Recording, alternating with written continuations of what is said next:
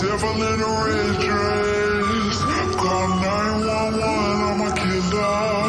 You know I hate to confess. Bang, bang, got my hand on the trigger. The devil in a red dress. Call 911, I'm a killer. You know I hate to confess. Bang, bang, got my hand, bang, got my hand. Call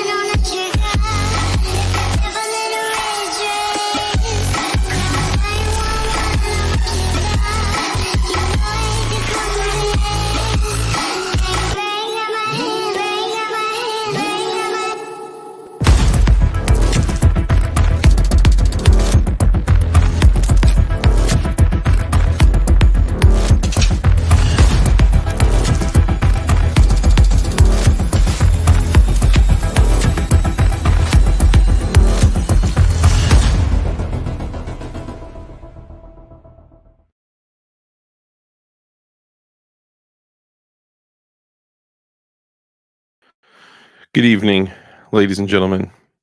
It's a sad day. The worst thing I could ever possibly imagine happened. My Geisley Super Duty fell from about 5.5 feet up in the air. All right, let me stop playing around. Let me stop playing around. There's already 30 of you guys in here. Let's get started. Let's get that angle right. There we go.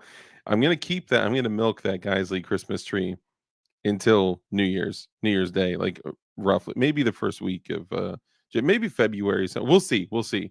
Anyway, ladies and gentlemen, thank you so much for taking the time and just coming in and, Dark is live already, yes, technically, I'm 13 minutes late, 14 minutes late, but, I've been live for, like, 4 minutes, so 10 minutes late. Um, Jizzly, yes, if you guys didn't see, Flying Rich did a short on YouTube, and he called his Geisley Super Duty a Jizzly.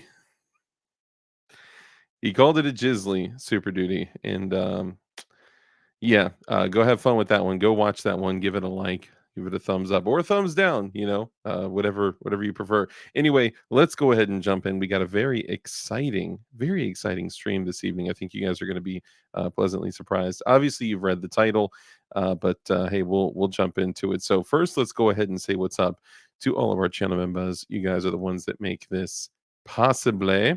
So thank you, possible, which is possible. So, yeah, let's go ahead and jump in. So Kurt 24 was first this evening. Congratulations, Kurt. We'll give you a golf clap. Golf clap. How about that?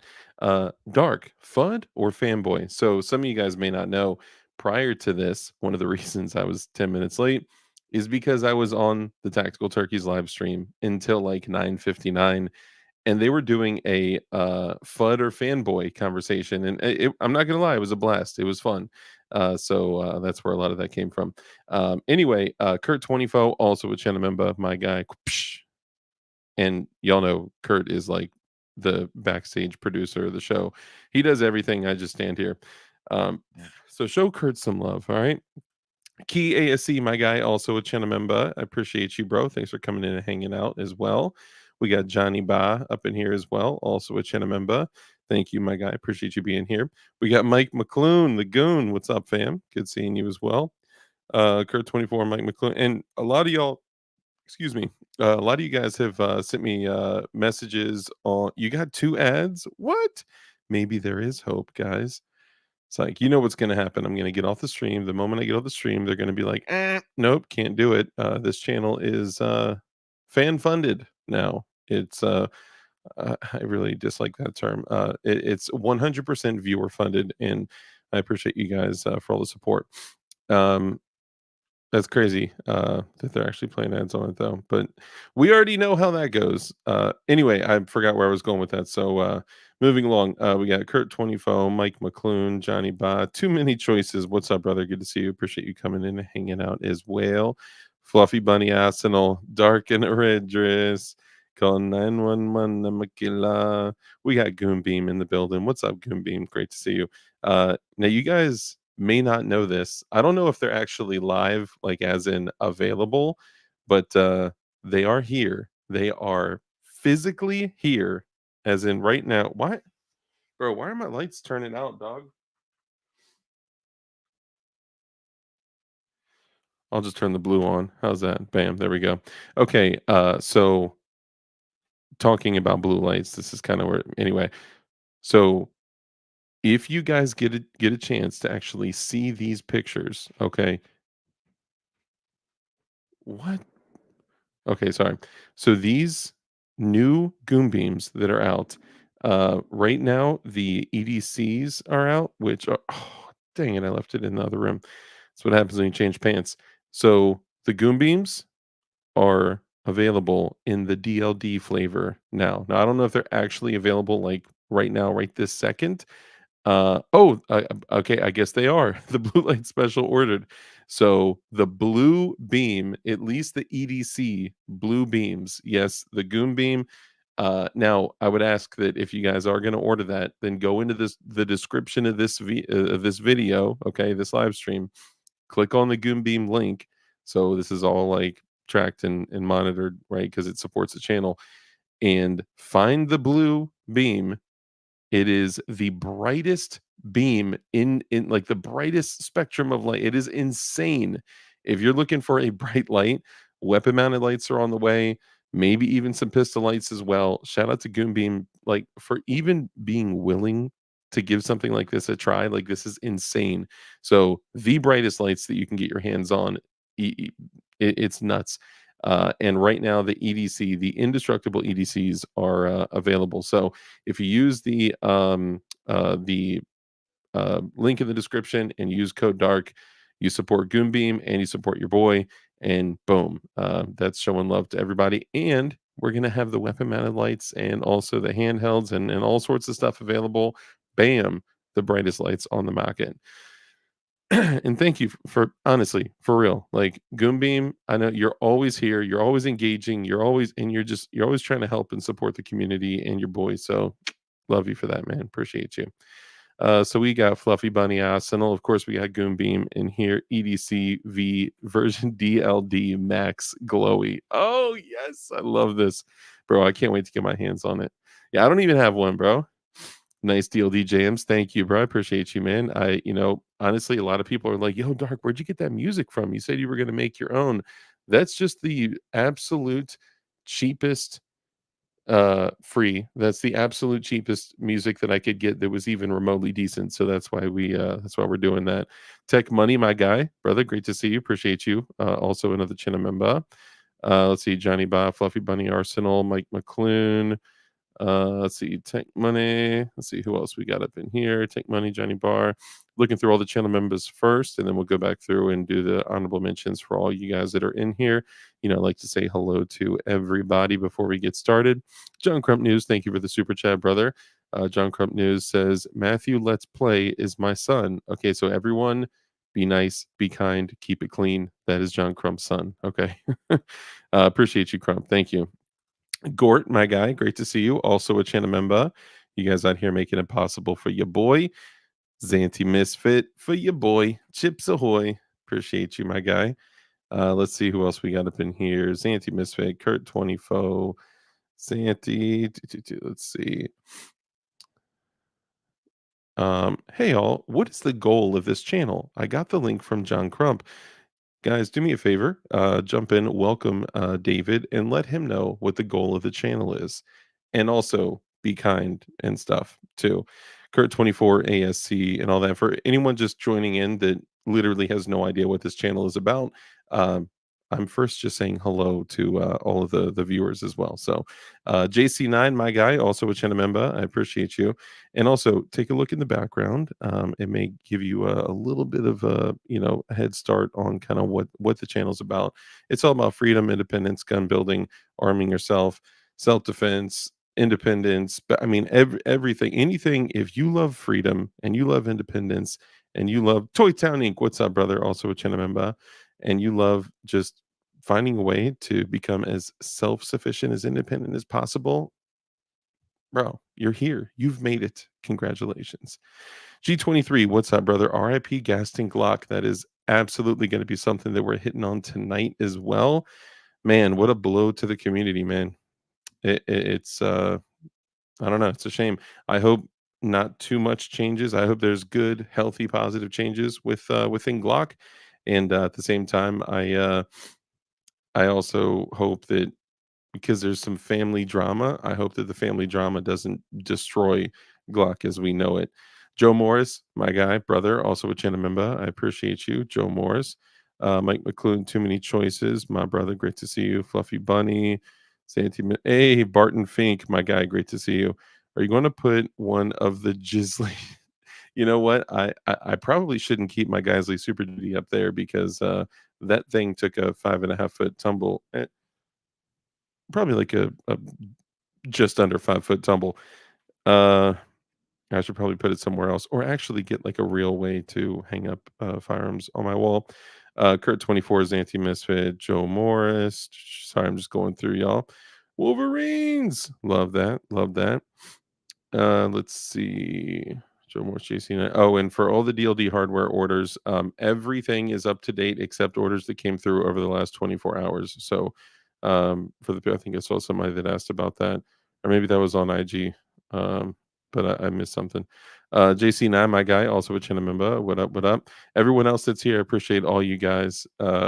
Flying Rich Firearms, what's up, brother? We got Damian Christ, my brother in Christ. What's up, fam? John Crump News. What's up, brother Crump? Great to see you. Sandwich Chef, Chef of Sandwiches, my guy. Senor Bob, Krabby Turtle. What up? What up?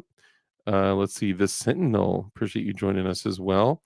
And we got Armitage, my guy Armitage. Great to see you, man. Haven't seen you in a minute. Hope you're doing well. Hope your health is doing well. Also, Armsman, brother, Fat Gray Man. What up? Christy, great to see you. So for a lot of you guys, if I may have missed you, P38 Wilberto, great to see you. So for a lot of you guys that have been around here for a minute. Oh, and the 2A boys, my bad. The 2A boys, if you have not checked out the 2A boys, you need to go check them out. Follow them on YouTube, follow them on Instagram. Go give them a like bomb on their page just to, show some love, show some support. Hey, DB Cooper, what up? What up? Great to see you. Senor Gort. All right, so jumping into it, if you guys have been around the channel for a long time, it's likely that you guys have seen our boy who was formerly Shooting Gallery New England, who took a long trip to become Shooting Gallery Florida, who then said, you know what, I'm just going to hammer this in as Shooting Gallery official, and then just kind of became Shooting Gallery. But if your boy, Joe, Shooting Gallery, and we're gonna have a gallery gang talk tonight. So, Shooting Gallery, welcome, my friend. What's crack-a-lagging, my man? That's always your thing. What's Yeah, I've had that opener since the beginning of my podcast, episode 1, and I think I just, just kept it rolling? it's over. I got it over. Yeah, yeah. So, for the people that are here that don't know who you are, take a minute to just introduce yourself. Let them know who you are, what you do, and where they can find you. Yeah, I'm Joe. I run a shooting gallery on YouTube. We do the Shooting in the Woods podcast every Wednesday at 8 p.m. Eastern time on YouTube. Do gun building, gunsmithing tutorials, gun reviews, gear reviews, flashlight reviews coming soon. Hey yo, EDC V2 from nice. Goon Beam. Dude, Uh, Goon Beam is just on point with the uh, flashlights, bro. I love the EDC V2. The assault flashlight, honestly, is like my EDC. Yeah. I have the tactical ring installed on it. Yep. It's literally that flashlight has helped me find missing springs and or springs that has jettisoned from certain guns. Dude, broad daylight. You can literally take this out when the sun is shining, and even if it's not dark, when you're looking for stuff, you can just be like, psh, and you'll see like a sheen or like something reflect off something metal. You're like, ah, there it is. I use it just the same.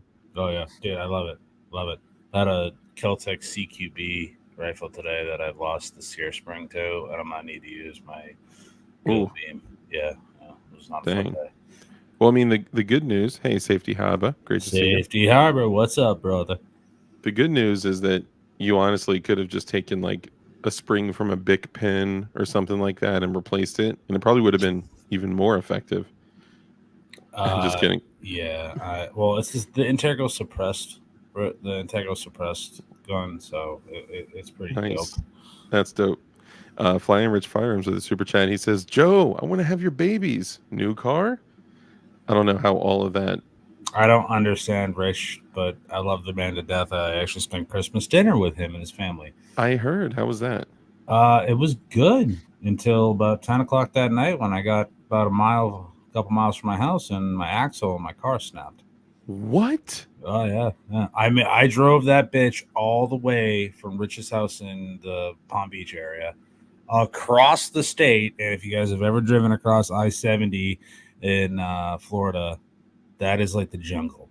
All right, Dang. it like you don't want to break down out there because it's just you're in no man's land. Yeah. So Gators will start coming out the woods. not And even gators, like dude, like I'm gonna start seeing like skinwalkers and like all that stuff. I believe it, especially in Florida. Oh yeah, you don't know what's in those woods, man.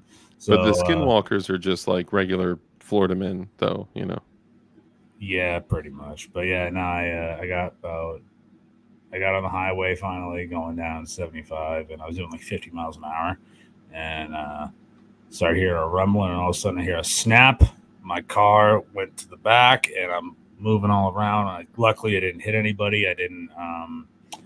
You didn't lose control or anything? I didn't. Nope. I gained control, but yeah, Jeez. I thought like, oh man, I thought it was just a coil spring snap. I've need new shocks for a while, but no. When you live in Massachusetts, there's this stuff called salt on the roads because it's people decide they got to drive in the snow, and the mechanic said my entire undercarriage of my car was rotted out, like the axle straight up snapped. So the past 3 days have been kind of stressful, but I managed to pick up a new car last night for a decent price.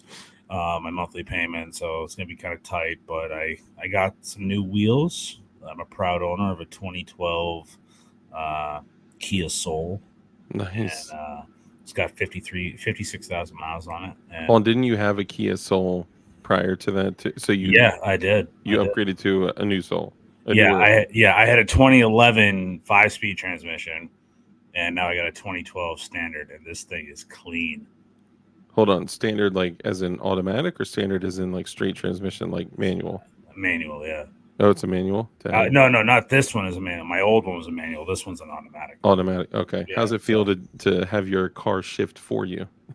Oh, dude, I don't mind. I enjoy driving stick shift. It's actually pretty fun. Yeah. But yeah, so this week I've been going around and just trying to find cars, Ubering everywhere, and it's just like, all right, now I got the big hurdle taken care of. Work's been crazy, but yeah, it was interesting. Yeah, it sounds it's crazy. And Rich was like, dude, you got to get your car fixed, man. Like, I was at Rich's house and my rear left tire was just like, you know how tires are straight? It was like, Oh, so there. I was gonna ask if there were indicators. I didn't want to put you on the spot like that. oh, no, there was indicators. When you work 6 days a week, it's like, oh, I'll get it done. I'll get it done eventually. And, Oh, no. Trust me, my tags died January of 22. Okay, You still so haven't got that done? I still have not gotten that done, dude. It's crazy, and I'm like, well, I'm just going to pick up my daughter. I'm just going to do this. I'm just going to, so. Let's get back to you. Actually, so some people were asking, like the armsman said, so did the axle not click whenever you turn the steering wheel? It was the rear axle, and Gotcha. I literally was driving back and forth everywhere, and it needed rear shocks bad. So every time I was just driving on a straight road, my car was just like driving, and I'm like, oh dang, dude, yeah. that you're lucky, man. You're lucky that you weren't injured. I consider myself very lucky, and I broke down about an hour before. Dark, I'm telling you, right, bro. She tells me every time I pull up. Trust me, she knows. Every time I pull up to pick up my daughter, she's like, "You still haven't fixed that?" Yeah. So, thank you for the super chat, by the way. I appreciate it, guys. As you're like, yeah, I'll get to it. You just incriminate yourself. Yes, I've been inviting the gay TF to come to my home is for the last 2.5 years. But yes, I think your shipping labels and/or stickers, that kind of. Yeah, I'll only because I don't know if this is dad or the kiddos. I won't show the stickers on live stream. But shout out to you guys. Smart move, you're right. Yeah. Dark, your wife sounds like Johnny B. Wow. Okay, moving along. So dad always okay. Gotcha. Appreciate you. They just say F the ATF on them. So, and I sell equipment for like jigs for helping people build unserialized firearms and things like that. So because I'm in that industry, I have to put F the ATF on my stuff. So but to keep it family friendly, I only put F the ATF and I don't actually spell out the FUCK word. Yeah, but anyway, so back to you, Joe. So you said you opened up your first show with What's Crack-a-Lackin'. Yes, I did. When was your first show? How long have you been doing this? It'll be 5 years in February. So February, It was like the first week in February, about 5 years ago. Dang, you got 2.5 years on me, bro. That's crazy. Yeah, that's nuts. Yeah, I started it with a friend of mine, and then I got about 18 episodes in, and he was just like, dude, unfortunately he lost his mom about 8 months prior. And he was just going through some stuff, and he had to kind of just say like, hey, I can't do it anymore. And I was like, no problem. And I didn't know if I was going to keep it going, and I just said, hey, I'm just going to keep trying this. Yeah. Well, you've been doing well. The channel's been growing a whole lot, and I got to say, you do a great job with the lives, but also your hard video uploads and shorts, and you're doing well. But why did you want to get into, like, what about live streaming, having a channel, doing shows, like what about it inspired you or brought you into this world? So I started the channel because, like I said, I wanted to when I was in Massachusetts, it was tough to get a job in the industry. I was freshly graduated from Sonoran Desert Institute, thinking I was going to get a job right out of college, and that's not how it went. So I waited about a year. So I thought, like, I'll have a digital resume, and I can refer people to my YouTube channel for companies and other, people to be like, oh, this kid knows what he's talking about. Okay. Somewhat. And then I started, like, the first 10 episodes were just like the typical the typical like Glock versus 1911 firearm safety, just the 9mm versus 45 yeah, ECP, those to like kind of get my feet wet. AK And versus AR, yeah, that kind of thing. exactly. And that's when we had Google Hangouts and the new light. John Crump News. You should make Joe the new light. I think he's so focused on his channel. I think that may be cumbersome to his schedule, but light will never be replaced. Okay. Yeah, you can never replace him. Yeah, you can't. But Good to see you, by the way, Ting Ting out there. I see you. Ting Ting, what's up? Yeah, so I kind of had like a Hail Mary approach. Like the channel maybe had 25 subscribers, if that. Dang. And at what point? When you're like 15 episodes in? Yeah, no, it was. I think it was about probably 12 or 15 episodes. And I talked to the kid I was doing the podcast with. I was like, "Yo, like, let's try and get some guests on." And I had a Hail Mary approach, and I actually hit up Brandon Herrera on Instagram one day, and I was like, "Hey, man, I got a new channel. I run a podcast. Been running for the past couple of months. I know you're really busy. I'd love to have you on." This is when he was at like, this is before he even broke 1 million. He was at like, nice, but he was at like 600,000 subs. Yeah. So like, then he skyrocketed, you know? Yeah. And he just hit me back up, and like, ironically, literally within like 10 minutes, like, "Yeah, sure, man, I'm down." Yeah. And I was like, what? Dude, I'll tell you, that is exactly how he is. It's funny because you and I are similar in a lot of things. I also, in the beginning, hit up Brandon Herrera, Iraq veteran, like a lot of the same dudes, because I look up to them. Yeah. And I'm sure you do too. Brandon will either get back to you literally immediately, or he'll never get back to you. Yeah. It's one or the other. Even so, James Reeves, also, I'd like to call him a friend of the channel. He's been on before, and we chat every now and then. James Reeves left his wallet in Brandon Herrera's car, and for like 6 weeks, one of his best friends, James Reeves, could not get a hold of him to get his effing ID, credit cards. Well, like, I hit him up one day and I was like, "Hey, man, I'm having a tough time getting a hold of Brandon." He's like, "Dude, me too."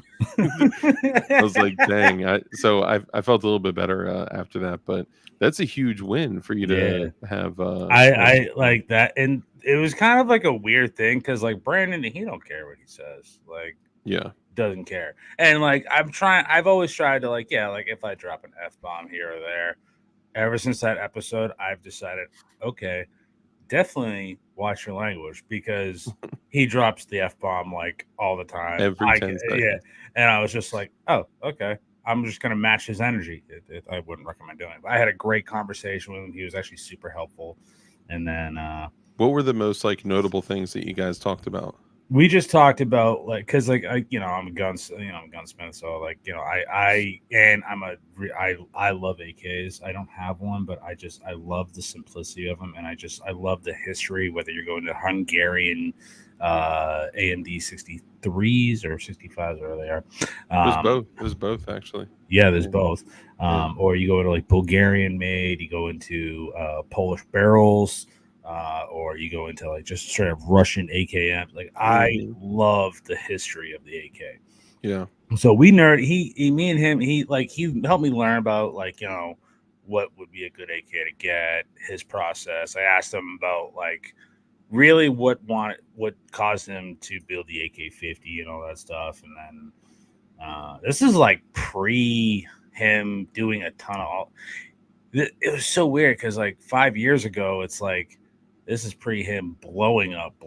So like, he's over 3.5 million now. Yeah, and I think he was just starting AKG Industries at that time. Yeah. So we were just talking about that. It was cool.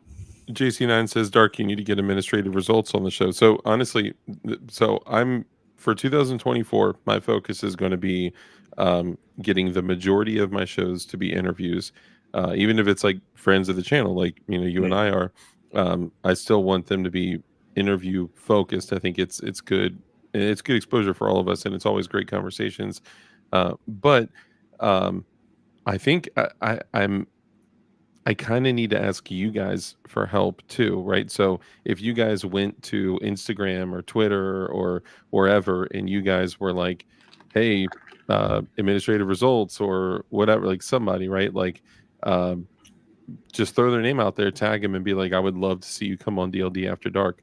Because it's, I gotta say, it is so exciting. And I know this is not about me. I'm just saying for this little, self little, you know, uh toot my own horn here.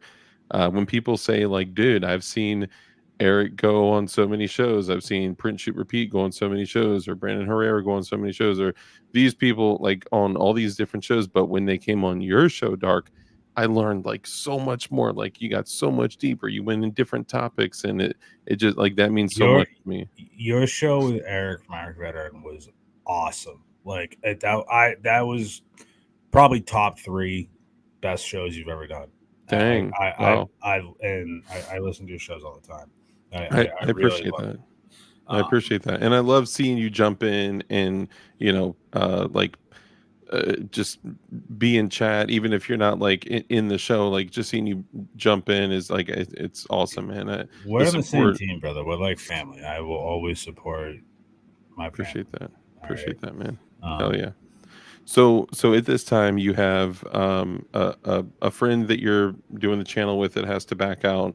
You're in a really creative way trying to make a digital resume where you can, and I think a lot of us kind of have this like deep down, we're like, man, we really want to build our own channel, right? Not yeah. most people don't, right? Like that it's not an easy thing to do. It's something that you have to continue doing for a very long time with literally, I don't want to say, because honestly, as long as if you're focusing on the outcome being the positivity that you get from the people you meet, the relationships and the companies and the cool thing, like that is the biggest payout you're ever going to get. Yeah, things may blow up, and later on down the line we may all be big channels or whatever if people want that. But honestly, like the bonds that you built, like we would have Oh never yeah. met if we No, we didn't would have have. never. No. Yeah. But anyway, my whole thing was you started a channel, you're only like 12 to 15 episodes in, your other guy is having to back out because of family stuff. Like you wanted to build a digital resume. Like, is that what kept you going? Is that what made you say, or are you just so stubborn that you were like, well, I'm not gonna quit and I'm just gonna keep doing it? I am kind of stubborn. Yeah, I But know the no, feeling. I wouldn't say like it turned into more like I wanted to create. I was having so much fun making videos of like if you like you guys can go back and watch like some of my early first videos. They were not the best. Um, like there was Yeah. nothing called audio ever on an iPhone. But like I started getting really into it, and I had a lot of fun. I said and my podcast was starting to not take off, but like I had a couple like Vanessa Kitty. She's always in the chats. Yeah. Um, she was like one of the original listeners of my show. Nice. So like She's committed too. If yeah, she follows you, she'll always show up. Like she'll yeah, show up tonight, I'm sure. yeah. Vanessa Kitty's Sport brand, awesome. by the way. What's up, Then sport so brand? Good to see you, bro. I started getting like all these like really awesome people in my live chats. Mm-hmm. And I'm like, all right, so I'm starting to get people to actually listen to the show. I was also creatively, I was letting my creative juices flow and talking about, because like if you guys haven't tell, if you've watched my channel, firearms are my passion. Yeah. Like it's literally like I eat, breathe, and sleep firearms. Mm-hmm. It's how I make my money. It's how I make my living, how I pay my rent. Like it is literally what makes me happy. Yeah. And I just started, and I started watching so many of the big channels and stuff like that, and I was able to land a couple pretty big channels on my show, like John Patton, Johnny B. Mm-hmm. I started getting a lot of the heavy hitters, and then I just kept inviting other channels on, and it's how I met Flying Rich, how I met John Crump. Mm-hmm.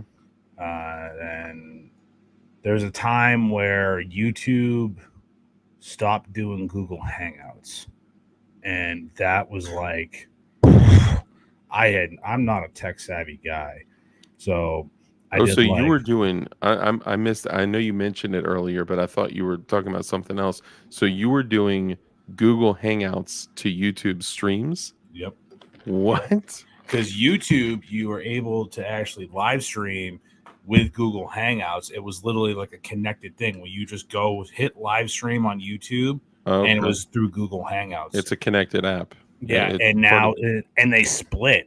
So, and it was awesome because back then you could also show firearms on live streams too. So like it was like pretty dope. And then Yeah, I remember when that became like a thing when I was yeah, like, you can't what? I yeah, do it all the yeah, time. yeah. And people even after that had said, "No, Dark, you totally can. I see dudes doing it all the time." I'm like, I "Okay, know no, channels that do it all the time.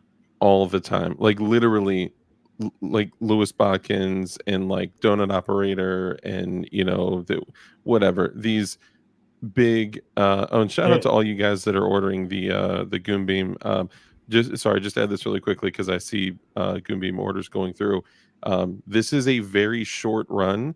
This is a very short and small run, and these are not going to be available. Like there's not going to be a bunch of blue light runs. So once these blue lights are out, like that's it. So for all the guys that were like, man, I really wish I got a DLD patch because remember when I got them and I was like, this is going to be a really short run and they'll never be available again. Yeah, you got one glow in the dark one too. Right? Oh no, you got a non glow in the dark yeah, one, mine doesn't glow in the dark. which only like 10 of 200 like didn't glow in the dark. He got like the 1% or whatever percentage that would be.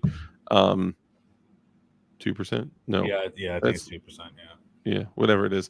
Well no, that'd be 1%, that'd be 0.5%. Whatever it is. Anyway, people like they didn't believe me. Then after they're all out, everyone's like, "Oh, bro, I need a DLD patch." Like I told you, we're not doing it again. Just like the where here you go, the PW EDC, the prison wallet everyday Yeah, carry. I wish I grabbed that badge. Do you not have one? No, I don't. I think I literally found one more in the plastic when I was going through my inventory the other day. I literally found one more.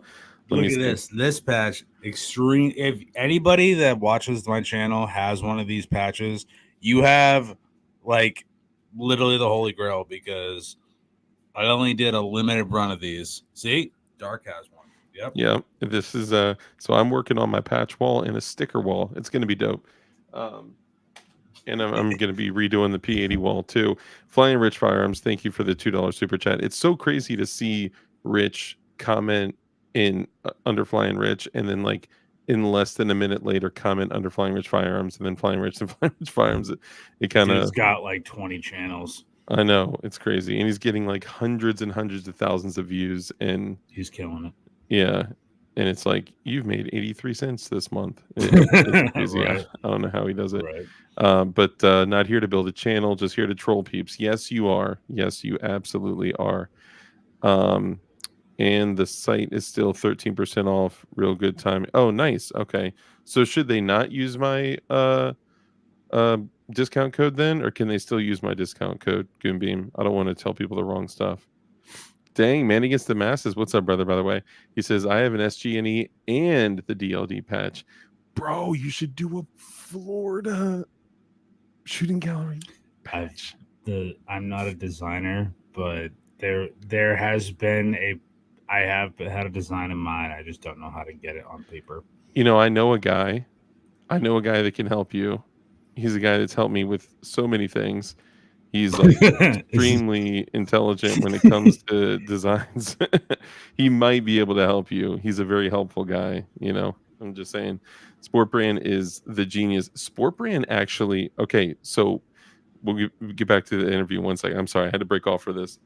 So way back in the day when I started my channel, when we hit like 50 live viewers, I would literally crack a blue chem light and it would be like my dark rant. Like there was never a logo of a blue chem light until Sport Brand went out on his own, drew up all these like blue chem lights I mean, this dude.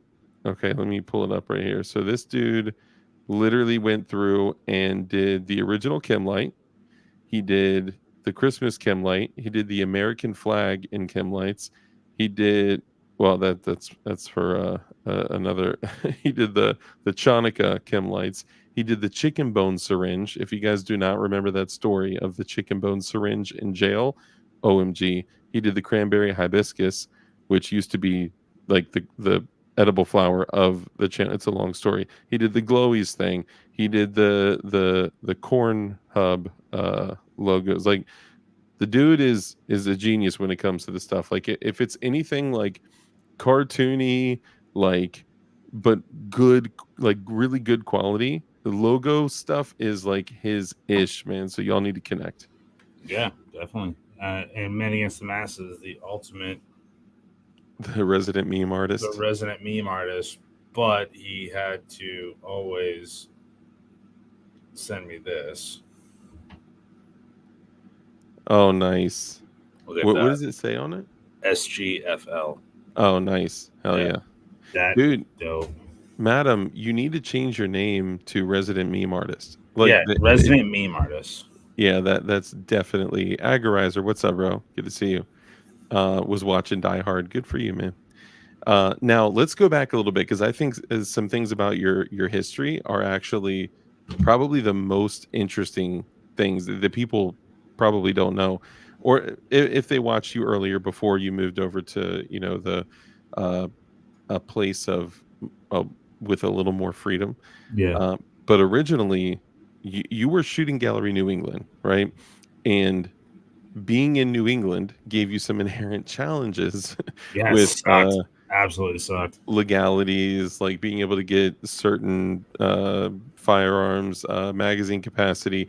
As a matter of fact, most of the not most, a lot of the gunsmithing shit that you did was pinning beautiful, expensive magazines to 10 rounds. So talk a little bit about that because you started your channel and really your career in the gunsmithing industry, the gun industry, gunsmithing world in New England. So talk about kind of how that experience was. Yeah, so I was so how I got into gunsmithing after college was I was working armed security at the registry. And if you guys ever been to a registry of motor vehicles, it's not the best place to work. So I hated my job, and I finally found Cape Gunworks. Love Cape Gunworks. I miss a lot of the people I worked with there. It was actually a cool place. I don't miss the laws, but yeah, I was the head gunsmith at Cape Gunworks for 3 years. Well, 2.5, because my first 6 months I was kind of like apprenticing under the previous guy, but then I took over the department and all that stuff. And mostly, let me guess, you were mostly cleaning 22s, installing Glock sights, and installing Ghost 3.5-pound connectors, and installing red dots. Yep. Are you serious? Yep. Dude, that's what I did like all the time at the gun shop. That's the majority of what I do at my job now. But before you were pinning and welding, you were bastardizing standard capacity magazines. Yeah. So I worked at Cape Gunworks for a while, and I learned a lot. And I started making content on TikTok of as you call it, bastardizing standard capacity magazines, and it's kind of how I kind of took off on TikTok, and I just got another strike on TikTok again. You're still on TikTok? I have a backup channel. I posted one video of like a Canik TP9, and they like gave me a channel strike, and I was like, "Wow, okay, I'm officially done." I've never downloaded the app before. It's how you pass time getting holes. But so yeah, I started making content of me like bastardizing these like SIG 21 round mags, which are like $70. Like they're not like cheap. Excuse me. And people are like, what are you doing? But it would start a conversation. It would start the conversation of this is what happens when you let these laws get passed, all that stuff. So I started doing that, and I had to, obviously in Mass you couldn't have flash hiders. So I learned how to pin and weld muzzle brakes, which was I learned how to TIG weld. I learned how to use a Bridgeport and stuff like that. So I got good at that, and we surprisingly built a lot of ARs there for not being able to have ARs. So we learned a lot on fixed magazine AR-15 lowers. So it was like Darkstorm Industries makes a fixed mag lower. It's a great lower. I've built many rifles off them. I had one for the longest time. I have a build on the channel. It was just my 16-inch build I built, and yeah, it was pretty. They were fun guns to build. I ran AR build classes with Bowden Tactical build kits and Darkstorm Industry lowers. We were able to build each class probably about 14 rifles in 5 hours. Dang, that's what's up. And that's test fire and everything else. Hell yeah. More Beta Prince, what's up, bro? He says just finished doing some night shooting. Hell yeah. Testing 1 2 3. Another channel member, welcome. And Bill Campers, thank you for the 556 super chat, bro. Appreciate you. And Christy says, wasn't your AR build class featured at SHOT? Yeah, it was actually. Yeah, it was featured in Bowden Tactical. Like I said, they make some cool. Keep talking. I can still hear you. I just need to step up for 1 second. Keep going though. Yeah, no problem. Yeah, Bowden Tactical makes a lot of really awesome AR-15 build kits, and they make parts kits, muzzle brakes, hand guards, upper receivers. I don't think they make lower receivers, but they make everything but the receiver. And they found my inventory manager found them, not inventory, I think merchandising manager. They got sent out to a show called NBS, which if you work in the industry, NBS is just like a buy group that a lot of people that work in the outdoor world use. They were at NBS and they were like, oh, wow, this is cool. If you guys ever see me wear that Tactical Girth t-shirt, that is Bowden Tactical. Tactical Girth is Bowden Tactical. So they have that whole line. Nice. So they're like, oh, we got to get this for Joe. And we got hooked up with them. We became a dealer with Bowden Tactical. And we started running build classes. And we actually had the president of Bowden Tactical come out to the build class. And what he did was we got pictures of the first class we ran with all the Bowden Tactical stuff. And I was actually featured in the SHOT Show ads. Dang. Yeah. That's what's up, man. How did that feel? It kind of felt surreal. I was like, what? Like, I wasn't like at SHOT Show, but like some of the advertising pamphlets that all the, I guess, booths give out, my pictures were it. Like, there was a picture of me in there. Yeah. So that's what's up, man. That was really cool. I had a lot of plans. Like we had Bowden Tactical on the podcast, and it was a fun time. I was at one point hoping to get like sponsored by them, but by the last time that build class happened, I actually moved to Florida. So, but yeah, no, we did a lot. I did a lot of stuff there. Yeah. But the cool thing about working at Cape Gun Works too was they had a rental wall. So I think around the time my channel really started taking off was when I was cranking out like 4 videos a week, like on top of shorts and TikToks, and the podcast. If you looked at the schedule, Monday through Friday, there was an upload a day, Monday through Friday, whether it's a video, podcast, short, you name it. So each week I would focus on a given firearm. Also trying to sell stuff for the store, and I did a very good job at it. I'm going to let you guys in on a little secret.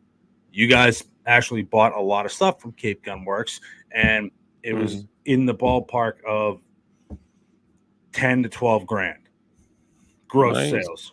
So has anyone ever used the code SG&E 10 from Cape Gun Works? Thank you. That's how we tracked it. I got no money for that code. So you're just supporting your business. Yeah.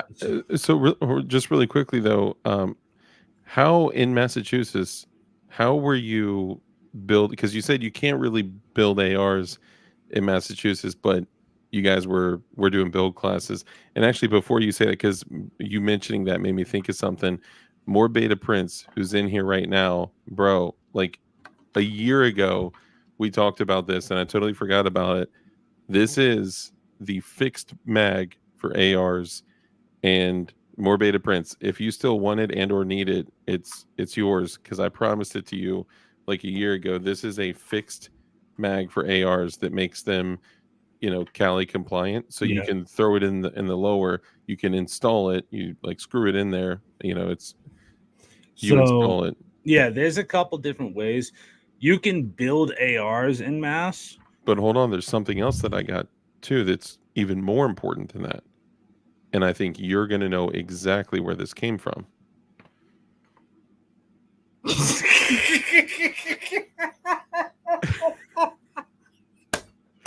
Okay, now I remember when I sent you that.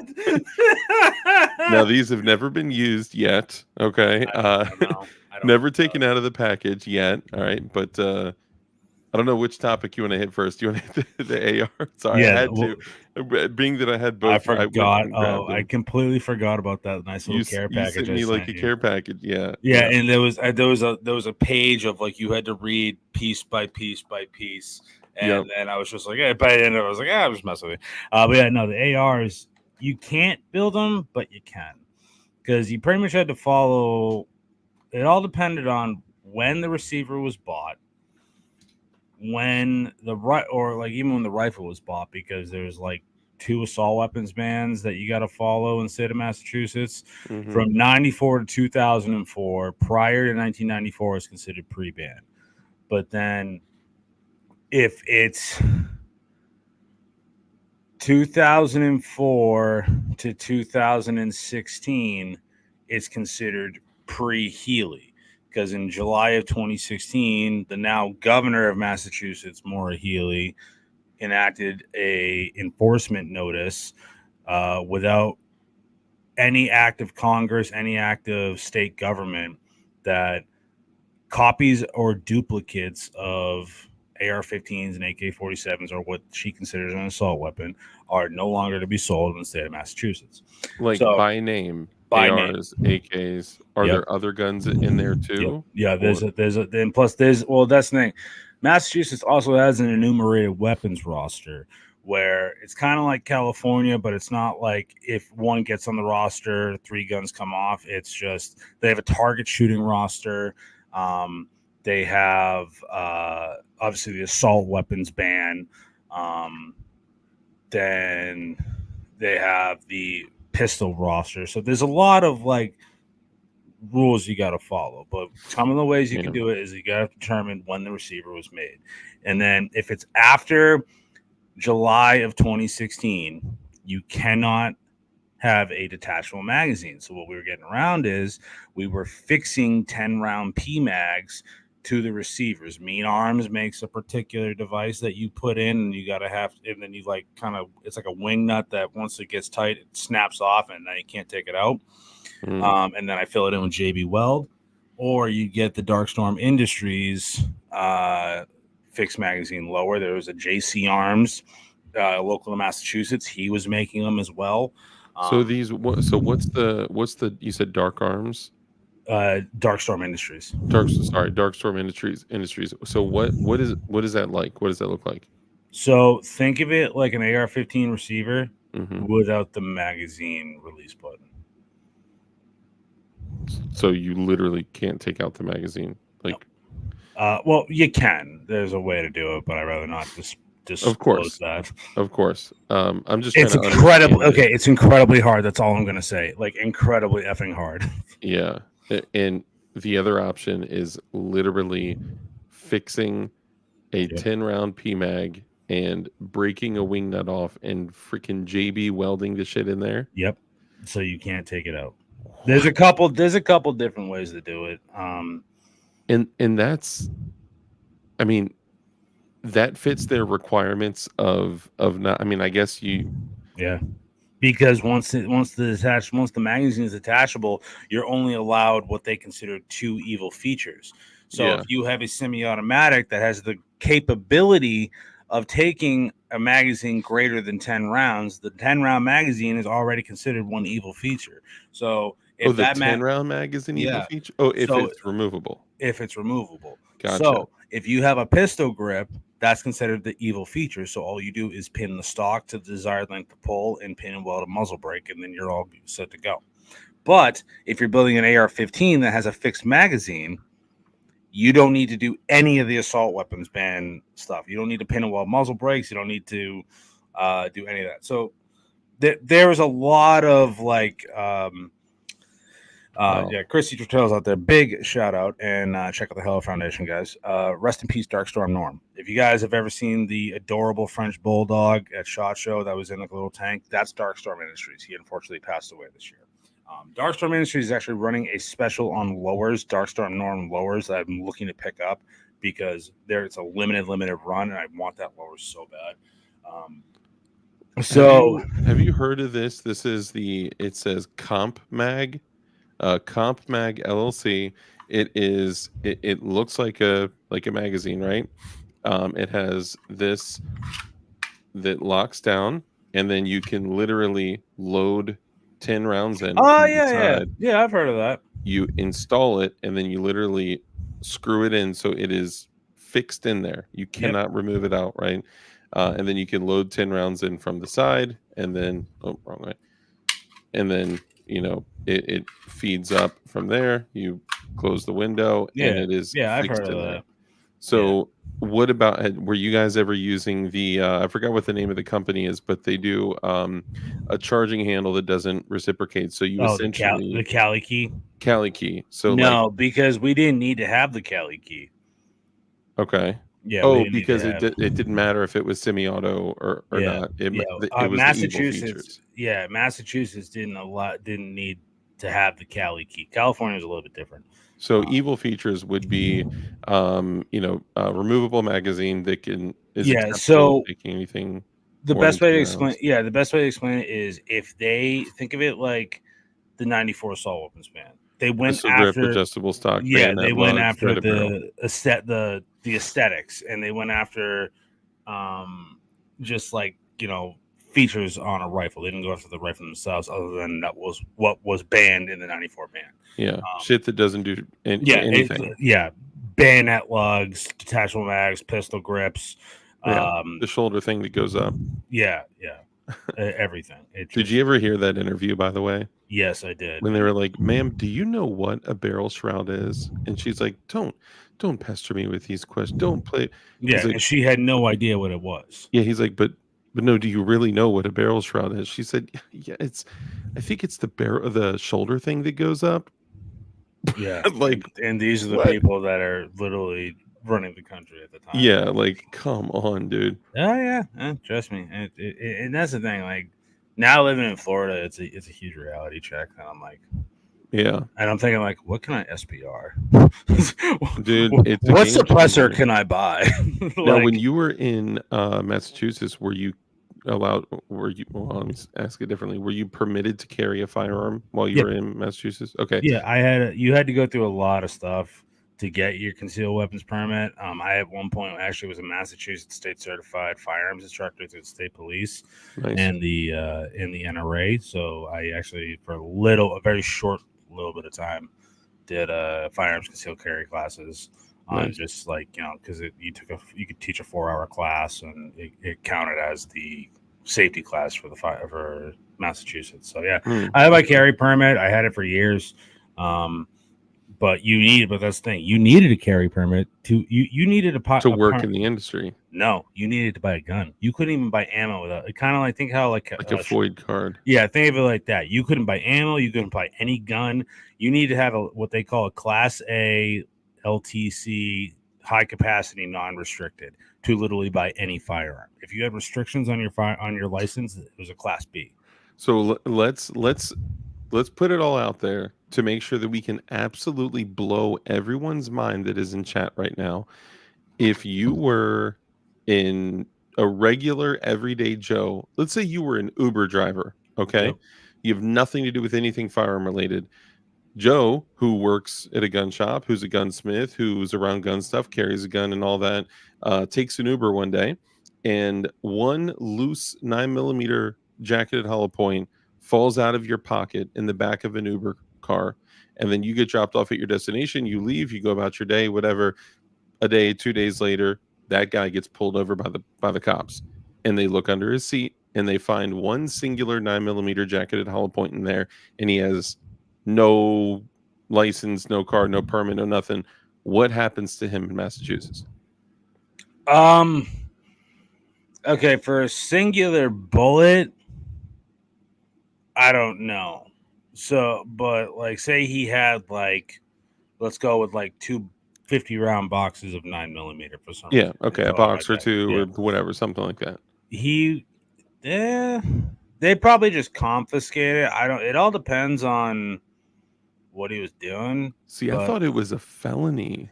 I think it is a felony. I don't remember. That's why I don't want to. I don't want Is it to say not anything. enforced like that out there? I think it depends on the cop. Honestly, it depends on the police officer. But yeah, no, like if you're being a dick to the cop and they find 2 boxes of ammo and you don't have an LTC, yeah, no, you're gonna have a bad night.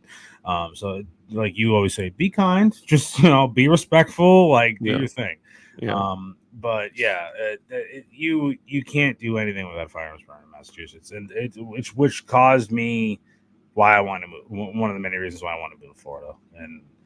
But like I said, I was my channel flourished when I really started cranking out the videos of Cape Gun Works. I was able to get a lot of awesome people on the show. I had some great people that I consider great friends now. Like Tony Simon, Smash Time, you, John, Rich. We had at that point I had Hank Strange come on my podcast. Finally, I had Babyface P. 2AEDU. I had 2AEDU. Big shout out to 2AEDU, man. I effing love that guy. I love him. I just hope one day I'll be able to earn the right to have him on my channel. Maybe if all of you guys beg him tomorrow at 9:30 p.m. Eastern to come on my show, he may. He's said 100 times that he'll do it, but he I was never actually has. on his channel.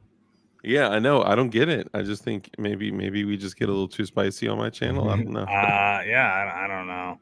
2AU. But then also I had the great pleasure of actually getting to know Richard Hoffman of BW Firearms. Yeah. And I used to call him all the time, like customer just bitching at me for something completely egregious, and I'd get his take, and it was always awesome. Yeah. Or if I needed help with something, I'd be like, "Hey, what do I do here?" And he'd be in. Every time I had Hoff on my show, granted, anytime Hoff went on anybody's show, it was everyone loved it. It was an awesome time. Yeah. You learned a lot. You laughed. You thought, "This what? What?" Yeah. So like, I was fortunate enough that Hoff came on my show a lot, and like we wouldn't always just say that they extend all like just talk like Uzis. We talk about just working in the business and just the way, just how to be a person. So like it really like that I feel helped my live streams a lot. But yeah, then he was such a wealth of knowledge, man. Like it in every single aspect. Even like if you had an incident where a customer's tripping out, going crazy, and there's like 5 ways to help them, he would be like, one of my favorite quotes is, simplicity is the highest level of sophistication. Yeah. It's like we always overcomplicate shit. He'd be like, so what? There's fucking 5 options for them. Walk out, give them the one option and say, I can do this, or you can fuck off. Like he just cared 0% about anyone's feelings of it. And I mean, the talent that, man, I miss him a lot. Yeah, man. I've been thinking about him a lot. We're coming up on a year of him being gone, so I've been thinking about him a lot lately. So that's kind of like, had some personal stuff go on, got divorced, and then I was like, well, I needed to move to Florida, and now I think since I've moved here, I feel like my channel has just like grown. So where we're at now. Was that one of the biggest impacts, or the biggest things that pushed you to move to Florida, or was it you just wanted to go to a free state? Was it the job? Was it I needed to change my life. I needed to. There was a lot of stuff going on. I felt like I reached like a glass ceiling And not like in a negative way. It's just like I didn't want to just be pinning and welding muzzle brakes on MCX rifles the rest of my life. I didn't want to be just like doing the same old stuff. Like I wanted to enjoy my passion. So yeah. a lot of things happened, and I finally got offered a job down here, and now I'm thoroughly enjoying my passion finally. Good for you, man. That's awesome. And that's also like exceptionally rare. Like how often do you meet somebody that was like, "Hey, I was going through, a challenging time, so I literally changed everything about my life. I relocated to a different state. I moved, started fresh, got a new job, new this, new relationship, just most people don't take their lives into their hands like that. I'm just being real. And I mean, it wasn't but like 100 years ago where if you were moving from Massachusetts to Florida, like most of the people would die on the fucking trip, you know? Like this shit is like we're blessed nowadays that we could just, I thought I was gonna die, man. It was a rough you're ride. lucky your fucking axle. I'm sorry, excuse me. You're lucky your axle didn't break on the way down there, but everything happens for a reason. But that ride, and again, thank you again, Dark, for letting me crash at your place so I can get some sleep. No doubt. People don't believe me that I literally sleep sitting up facing the front door. Yeah, it's weird. It's so weird because I forgot I think I forgot something like major, and I'm like, oh shit, I forgot, and I had to walk back kind of in, and you were just like sitting straight up, and they were like, I literally was just like, sweet Jesus, okay. Red Dawn Readiness. I see your question out there. I'm in Sarasota County. Nice. So, but seriously though, I got to commend you for, a lot of times when people get into difficult situations, they curl up in the field position and then cry about what's wrong. Most people don't jump in and, roll up their sleeves and say, fuck it. Like, what can I do to make a difference? And, you chose a different direction. You said, fuck it. And you did what you wanted to do. So seriously, you should be praised for that. And honestly, like, it doesn't matter if you're like trying to move to a free state for guns or anything. This is just in anything. I always tell people, if you're at a point in your life where you're sick and tired of being sick and tired, you see writing on the wall where like, okay, this is it. Don't ever settle for that. And I will say this, it was one of the hardest things that I ever did. Because leaving everybody I knew and leaving my family and literally moving somewhere where like I had nobody but one dude at the shop I work at. Like, yeah, I had Rich because he was in West Palm Beach. But he's still a little ways away from you. Dude's 3 hours, like, listen, 3-hour ride. All right. Like, that's and when you don't have a radio in the car, it's kind of a rough one. New car got the radio. So next time I go over there, it'll be easier. But it's really, really tough. But then you take that time to literally focus on yourself. And I had to do that. And I don't regret my decision. So if you're out there wondering, like, maybe I need a change, take a chance on yourself. You're going to struggle a little bit. Yeah. You're always going to struggle. But in my mind, I was struggling in a place where I can enjoy my passion, and it was sunny all year round. Yeah. Yeah. I mean, and now you're in a place that, I mean, every state has its issues and, especially like firearm related, but from a firearm standpoint, like it's a whole different is there. Yeah. You can carry whatever fucking gun you want. You can build whatever gun you want. You're saying you're working on your first NFA item. No, right? It's not my first NFA item, but like the Kel-Tec CQB is one of, like, when that got released, I lived in Massachusetts and I was like, oh my God, I want that gun. The Kel-Tec CQB? Yes, the sub 2000 that has an integral suppressor on it. Oh, okay. Hold on. So NFA items are good to go in Massachusetts? You can have a short-barreled rifle. You can't have a short-barreled shotgun, and you can't have a suppressor. Dang. Yeah, it's really weird. But yeah, so like even like just seeing like pistol caliber carbines down here, that are just Mhm. pistols, not rifles. That was wild to me. Yeah. So, like, I'm thinking everything I look at, I'm like, that would be a perfect SBR host. That would be a perfect SBR host. Like, Yeah. you know, just stuff like that. So it's like, Hell yeah. I look at it as kind of like an artistic standpoint too. So Oh yeah. we're starting a build on the channel that we're working off a BRN 180 receiver. And we're going to be in talks with Matador Arms. We just had them on the show, and we're going to be doing the first SBR project for the channel. But also, we're going to be showing you. I want to show people how easy it is to fill out the paperwork.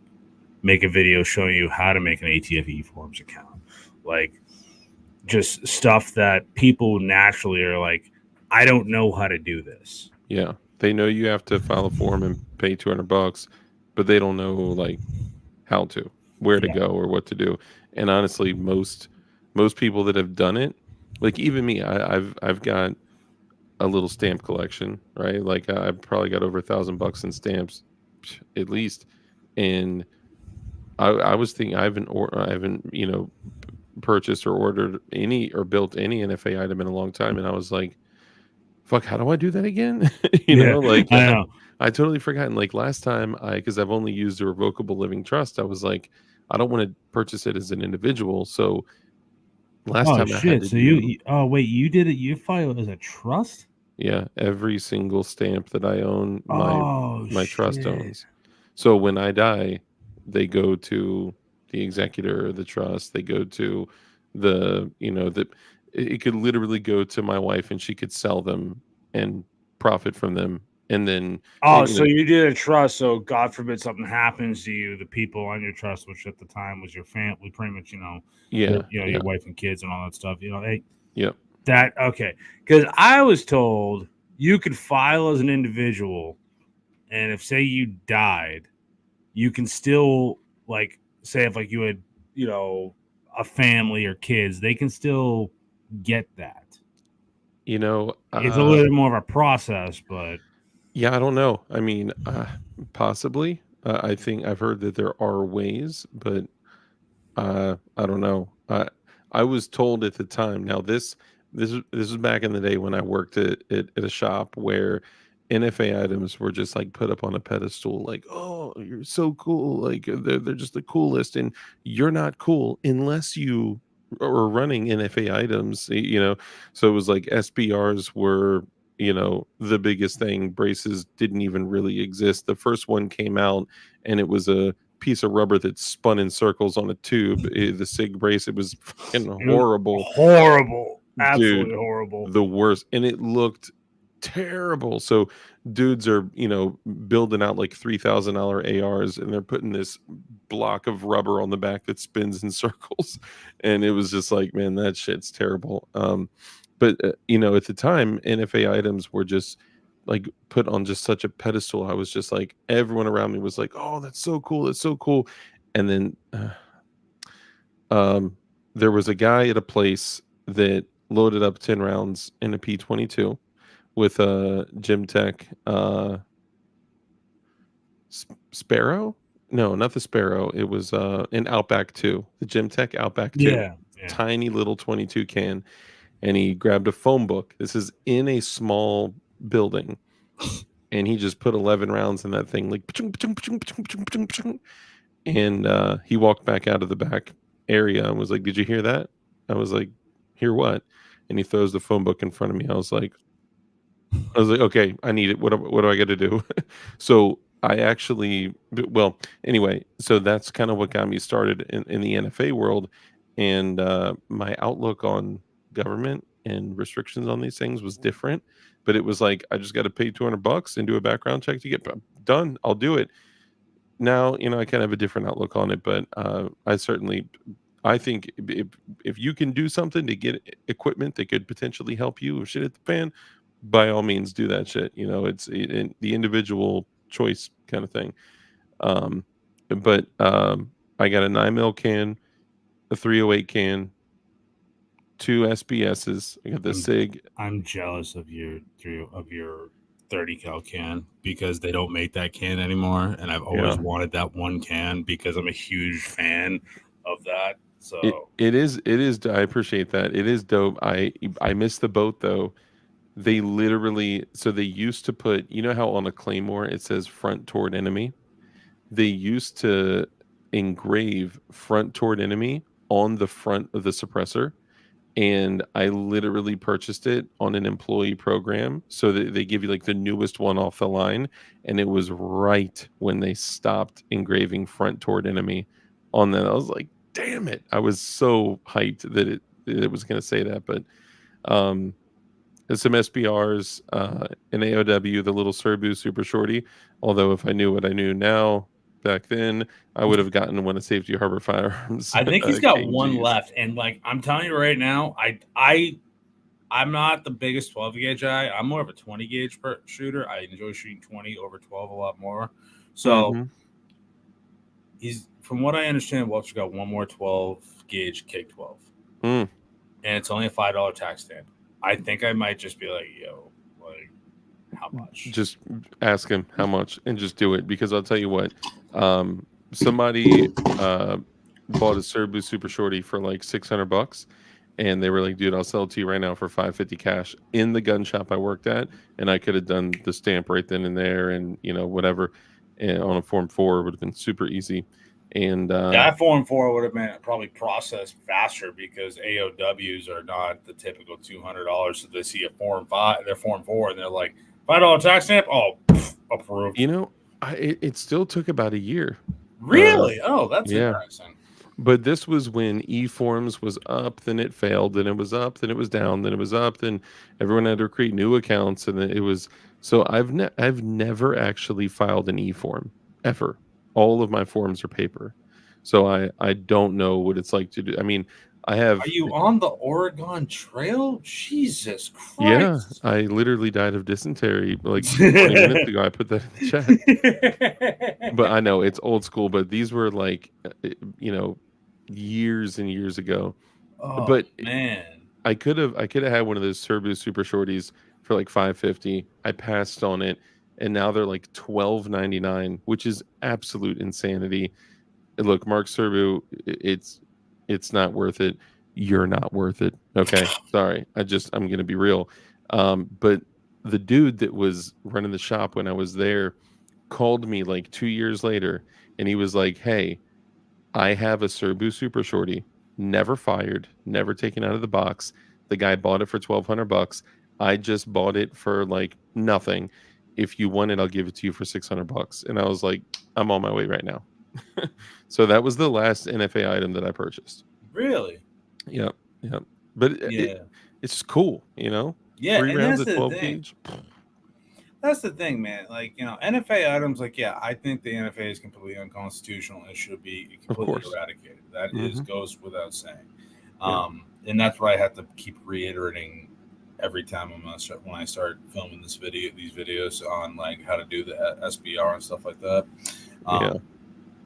That again, I think it's completely unconstitutional. Applied on a clay table. Yeah. But are you saying you would choose a 20 gauge over a 12 gauge Corp? all day, all day. Do the mini. Okay, so actually, shout out to my guy. I don't know if he wants me to personally shout him out. I had a viewer literally send me, because I have a 14.5-inch Mossberg. He sent me the mini shell conversion and 2 boxes of mini shell bird shots. My guy, Achi. 14.5. Oh, so wait, you have a shockwave? Yeah, well, so it's a firearm. Yes, it's a Title I firearm, 14.5-inch Mossberg with a brace, like permanently attached. I cannot figure how to take this brace off. I literally think it's like permanently attached, like it not to the receiver, like so because I'm not certain, but we'll talk offline. Okay. It's a unique item that I found for like $350, and I was like, bingo, yes, I want it, please. Okay. And let me just say right now, for all the gay TF agents out there, which based on rough statistics, there should be at least 5 of them in the chat right now.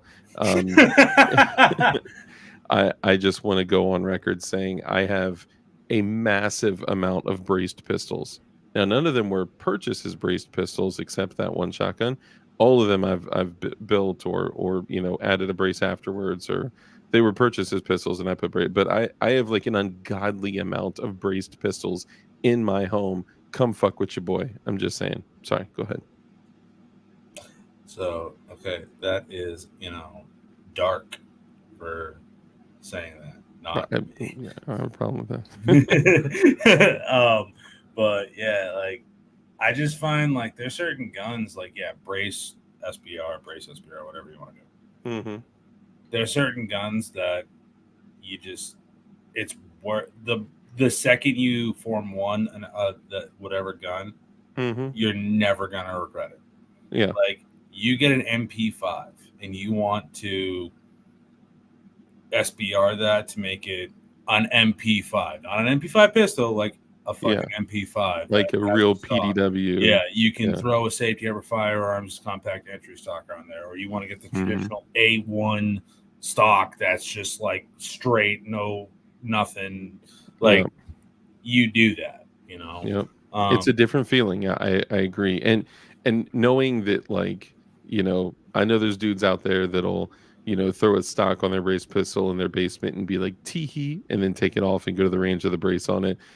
But like when you throw it on there and like I could like literally walk outside with this bitch, get pulled over, and be like, "Oh, officer, yes, I have a permission slip for that." Like knowing you're not going to get in trouble, it's special because it's unique, it's rare, and all y'all know we're completely against any restriction on anyone's ability for self-preservation. They should be able to choose any type of weapon they want, period.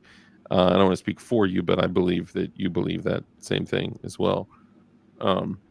It's just, there are some things that it's worth it. Like the SIG SBR that I have, that's not something that is beautiful. That gun is an SBR. Yeah, there's not even a brace available for it. Like you gotta SBR it. The Arsenal Crink, you gotta SBR. I'm not gonna put a brace on that shit, Yeah, it's like these people that buy like the MPAP, Zastava, whatever you want to pronounce it, Zastava MPAP AK pistols. Like no, like you buy those to SBR them. Or they put the you remember those braces when they first came out that literally you took off the AK pistol grip and then you put like this fork over it and then you screwed the pistol grip back into it. Oh man. There was a while Arsenal came out with the SLR 106 UR pistols. So it was the AK Crink in 5.56, but it was a pistol, but the rear trunnion was the Bulgarian for 6mm. I remember pin, like it was literally prepped for you to install. Yeah, you didn't have to send it to like Rifle Dynamics or anything like that to get the rear trunnion drilled out so you can. Yeah, because that's the thing. Because back in the day, people would buy these like Dracos and mini Dracos, and like you'd have to send it to an AK builder. Oh yeah, you'd have to trunnion. Exactly, you'd have to completely replace the trunnion, and this is not taking off a buffer tube, y'all. This is, I mean, you're literally punching rivets and putting in a new trunnion, which typically have different rivet patterns, and you're having to like re-weld receivers and then coat them, and it's a whole different. That's why I got so much love for Babyface P. Oh, I can't wait for him to get his first run. If I can swing it, I want to be one of the first to have one of his AKs. Like I gladly, that will be the battle wagon defense tool. Okay, for sure. I'll break that thing apart and hide it in the back compartment. I'm just saying, like that. If you have a Kia Soul, your back trunk, you could fit some shit in there. All right. Yeah, I was surprised when I saw your car. I was like, all right, I stand corrected. You can fit lots of shit in there.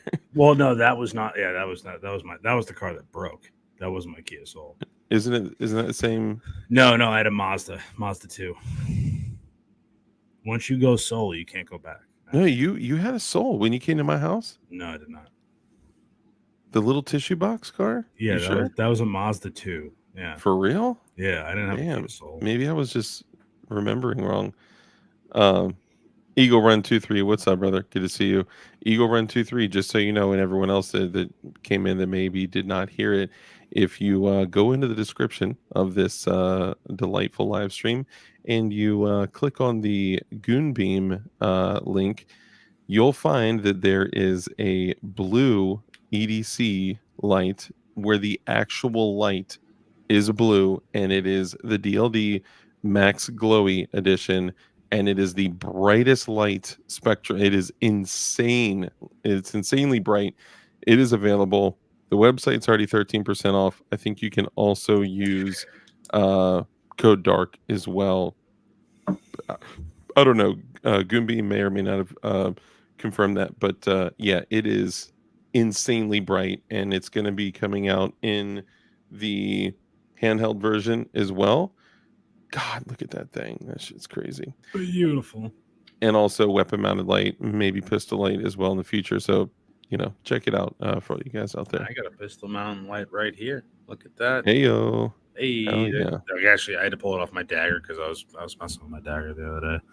Dude, I still haven't shot it. I gotta fix that acro to RMR plate. It's bothering me. Do you think you just have to like machine a little bit off? Or? I think I just gotta take a file to the recoil lugs, and if that doesn't work, I'm literally the thing is though, the screws I got with the dagger that go to the acro to RMR plate are like this long, and I need them to be this long. Yeah, just take a little bit off at a time.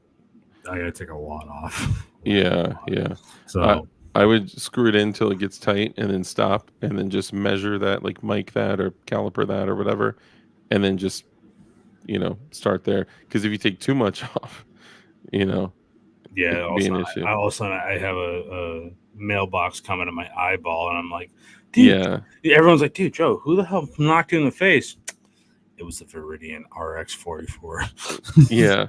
People are going to be like, do you have an echelon? Oh, I'm sorry, guys. I can't. I feel bad because I have two YouTube friends that love their echelons. They just tricked them out. Go check them out. Got Gamage and J Wealth. Like nice.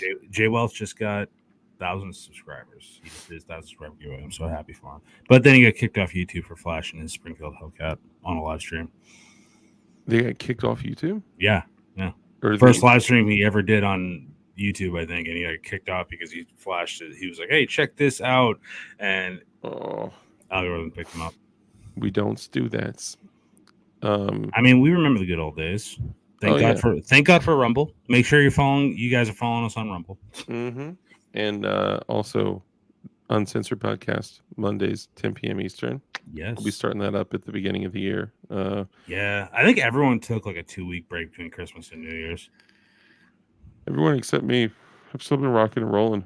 Well, you were like deathly sick, so I did take some time off around Christmas. I was like, I'm gonna do a show Thursday, I'm gonna do Saturday, and do Christmas Eve show. I didn't do any. You didn't do any of that because you were just like, Dude, there was one day that I slept for like 15 hours, bro. Like the whole day. I woke up and it was dark outside. I was like, okay, I'm sick. But okay, so nowadays, what are you carrying nowadays? Like, what's your go-to carry gun? Shit, sorry. I am still rocking my. It depends. I was rocking my 365 X build. I did. We have a Patmos Revelation slide on there with on a 365 Spectre FCU, so I have an upgraded trigger. Nice.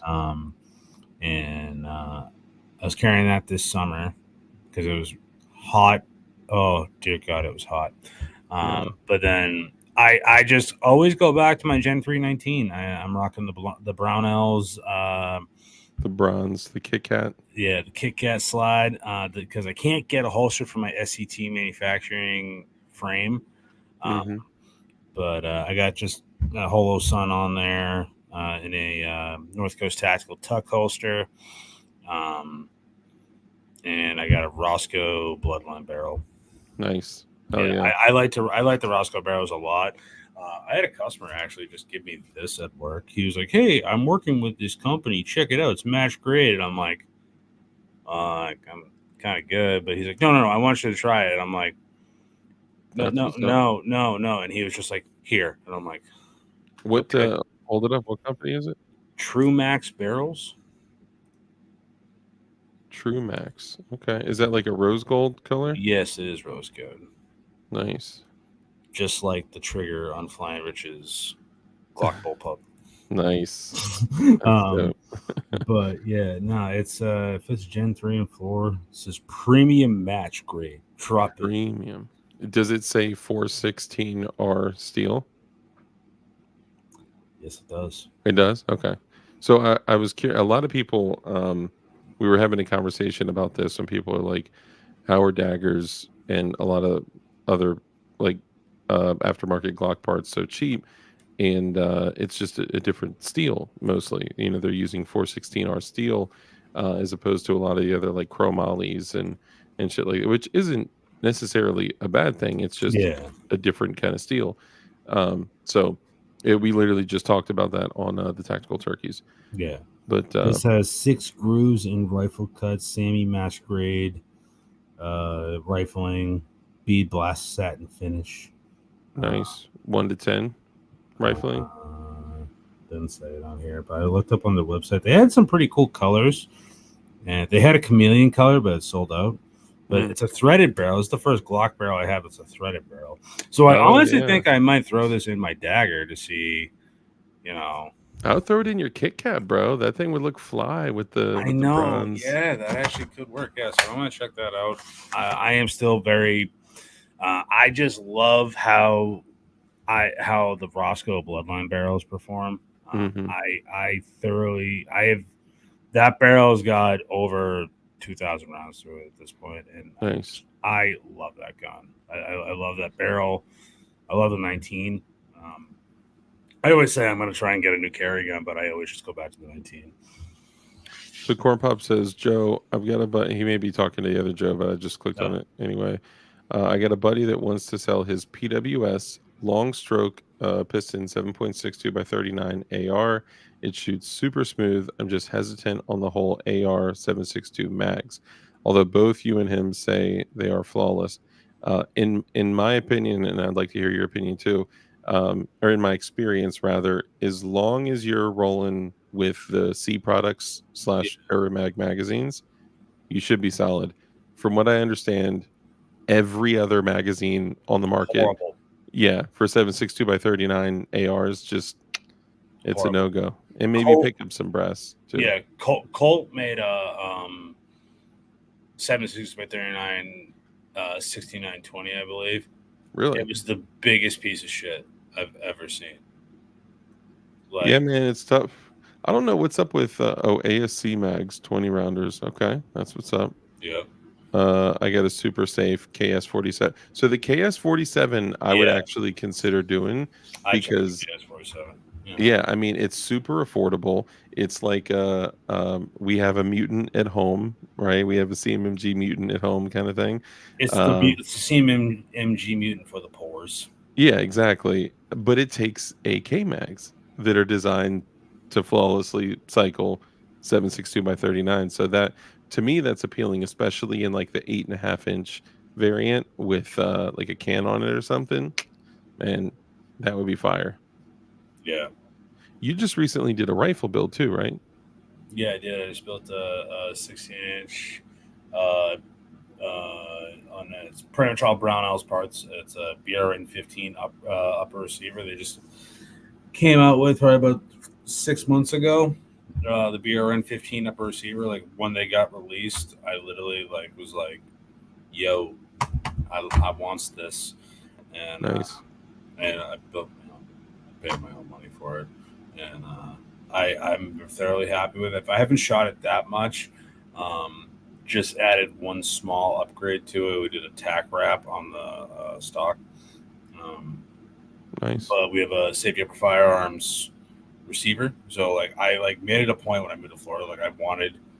I wanted my first AR receiver to be from Safety Upper Firearms because Walter has always been cool with me, and I wanted to support him. So it was big that my first free state AR-15 where nothing needed to be done. Those are the safety requirements. Because it really, I was always bummed out because Walter at one point did a limited run of Hank Strange low receivers. Like Mm-hmm. it was Hank's logo on one side of his low receiver. Yeah. I wanted one so bad because Hank was always and still to this day is a huge my inspiration. I looked up to Hank, and I still look up to Hank. Yeah. And in the fact that it's cool, the fact that like I can text him and be like, "Hey, what's up?" and we just like chit chat. I consider Hank a friend now. Yeah. But like I always looked up to him, and I've always wanted that receiver but at the time I was in Mass, so I couldn't pick it up. I even said like, "What if you fix the mag?" And Walter was like, "No." He was like, "No." It's like, all right, so if you have a 10-round P mag and some JB Weld and a he literally because like I think he was just like, I don't want to deal with because again, you're sending a AR-15 receiver to Massachusetts, like you don't want to deal with the bullshit. Yeah. But now it's like every day I'm on PSA. It's awesome. I just want to I look at the daily deals. I'm like, I can buzz that now. Oh, nice. Yeah, dude, it changes everything, man. I'm telling you, it's I've known people that lived in Cali and in other other not so free states. A lot of people stick behind just so they can continue to fight. They don't want to leave, and some people, and I don't blame them at all. They're like, "Fuck this, I'm out of here." Yeah. I'm going to a place where I can do more of what I want. I don't think any of us will ever truly be free unless the world falls apart, which it's going to be painful to be free at that point. Yeah. But I'm excited. I'm not excited for the world to fall apart, honestly, but like I'm excited. Yeah. I wanted to make that clear. I'm not excited Yeah. for the world to fall apart. If that happens, I'm sitting my ass in this apartment, locked and loaded. I'm not leaving that door unless I absolutely have to. Yeah. And I'm just gonna let it burn. And I'm just gonna come out every once in a while, like, okay, all Get right, what you need. yeah, get what I need and go back in. Do you I don't think we've ever talked about this. Do you like prep at all or anything like that? I've started to. Okay.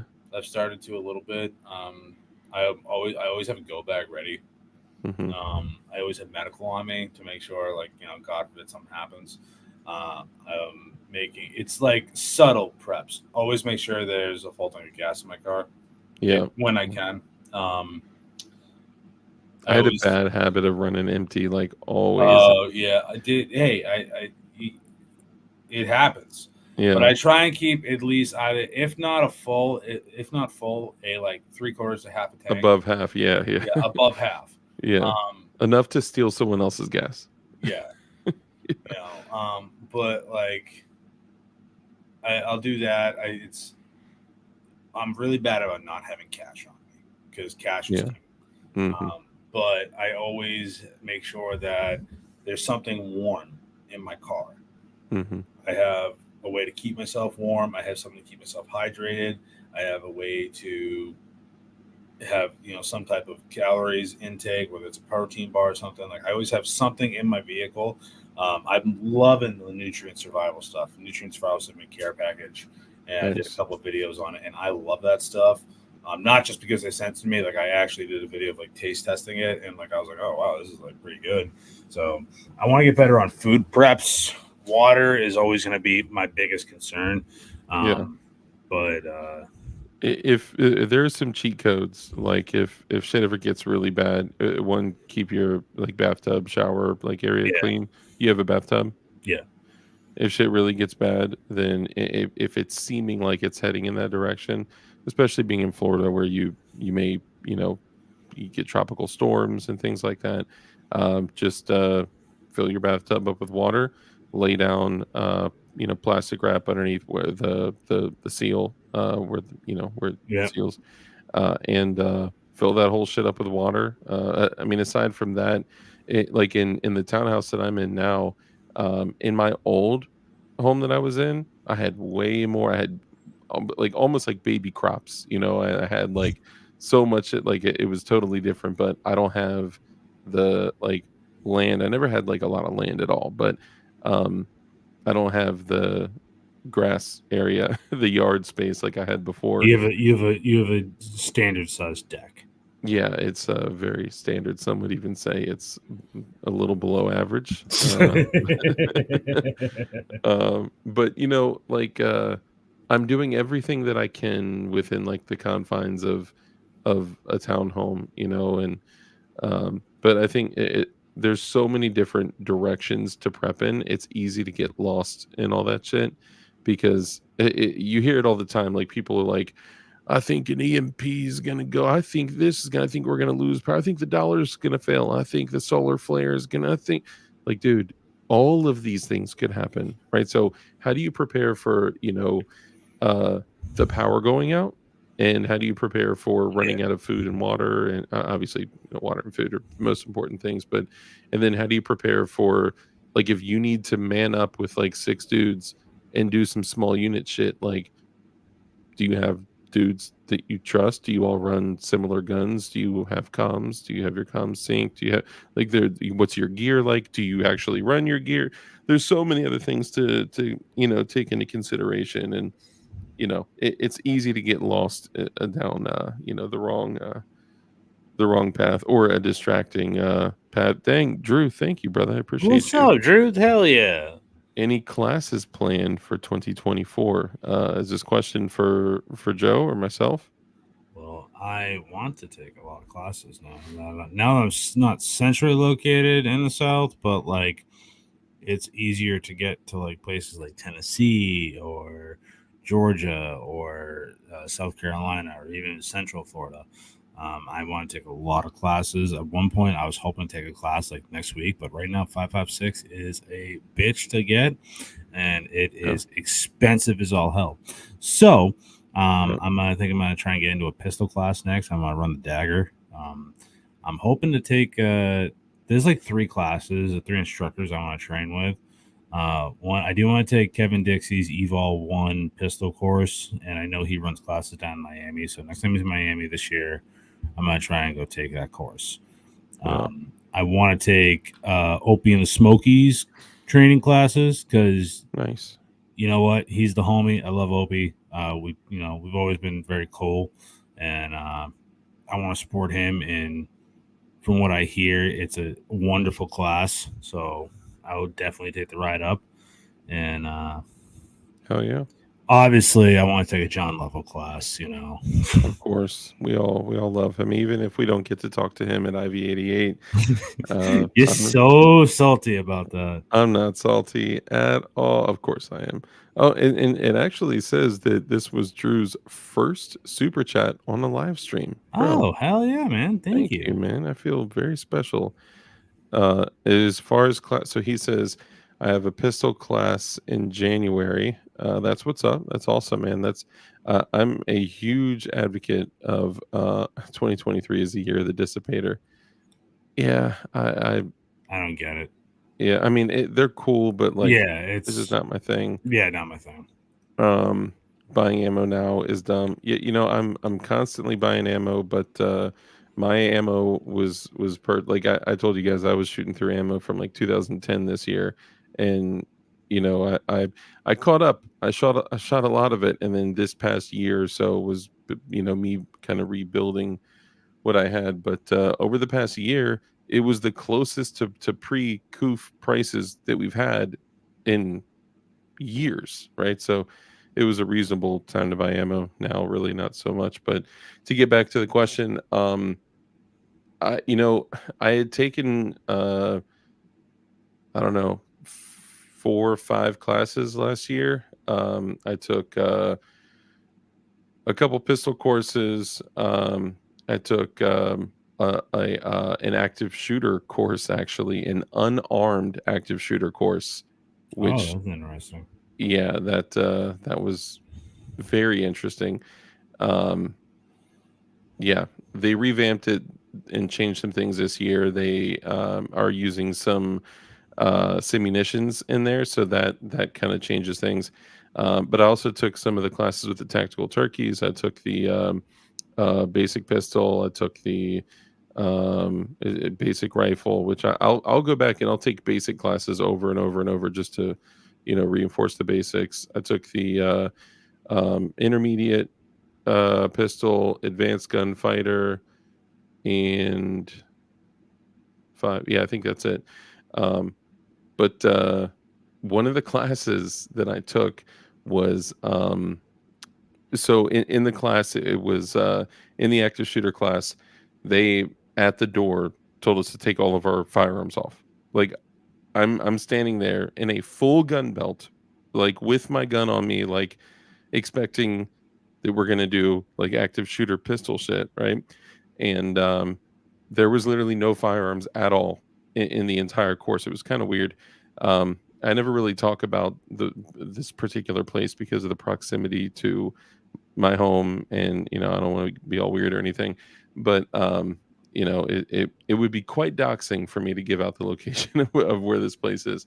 But one of the things that they did is they gave us blue guns, and basically had us square off with each other within like 10 feet, and they said the first person to draw and put a shot on the other person, draw and say bang. Once you actually have them in your sights, the first person to draw and say bang, the other person loses. By the way, you can physically stop them from drawing and pulling their gun on you. So everyone in the class, the first thing they did was go for the gun and try to pull out and draw. And I was like, fuck that. I'm going to go stop them from drawing. And then once I have their gun retained, then I'm going to draw my shit and say bang, right? Literally ran up, grabbed their hand, jammed it into their fucking safari land, drew my holster and was like bang, like, but it was a completely different experience, like going up against somebody else's like full energy. You know what I mean? Like it was a force on force without simunition. And I've done some of the simunition classes too, but it was cool. It was definitely something that I wasn't expecting, but it was and dope.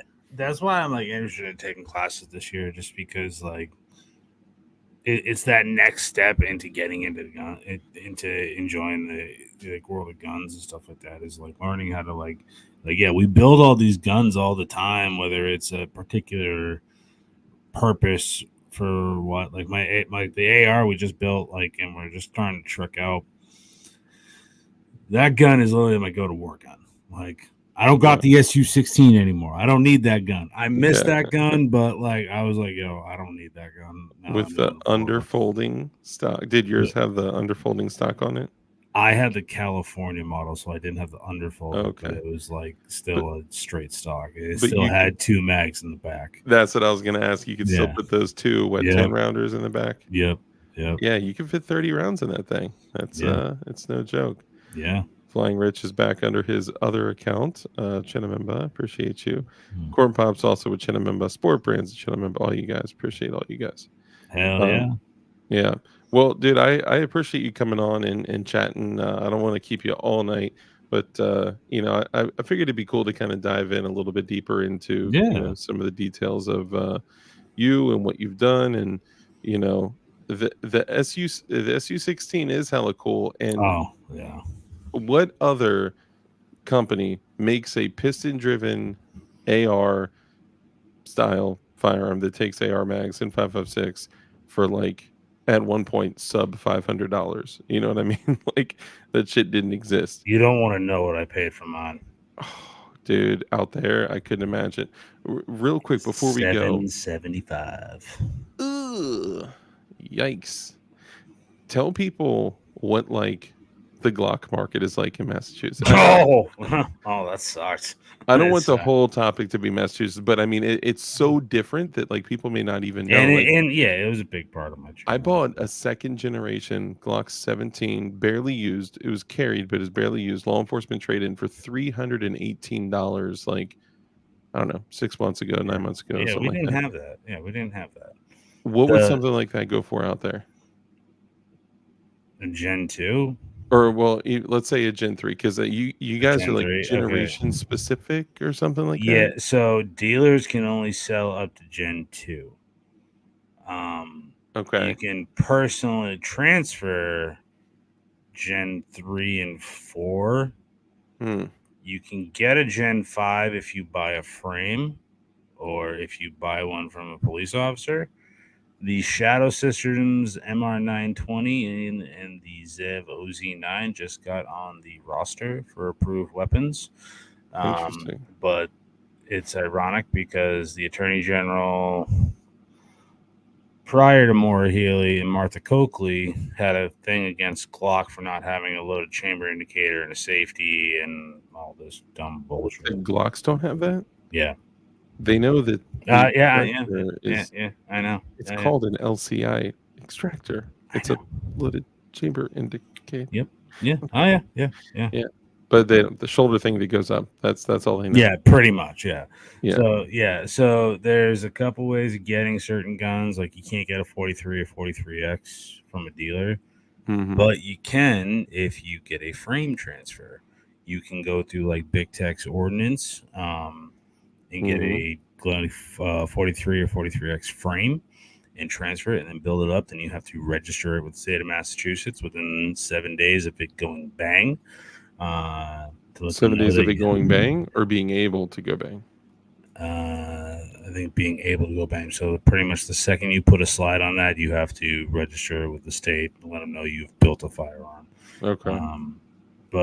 Yeah, so it's pretty difficult down here. Don't gotta deal with any of that shit. Yeah. I can buy a Gen 5 MOS all day long. We just got the new Glock 25s in. Oh God, the 19 size 380. I kind of want it. I'm not gonna lie. Yeah, I kind of want it. It's weird. So an interesting thing.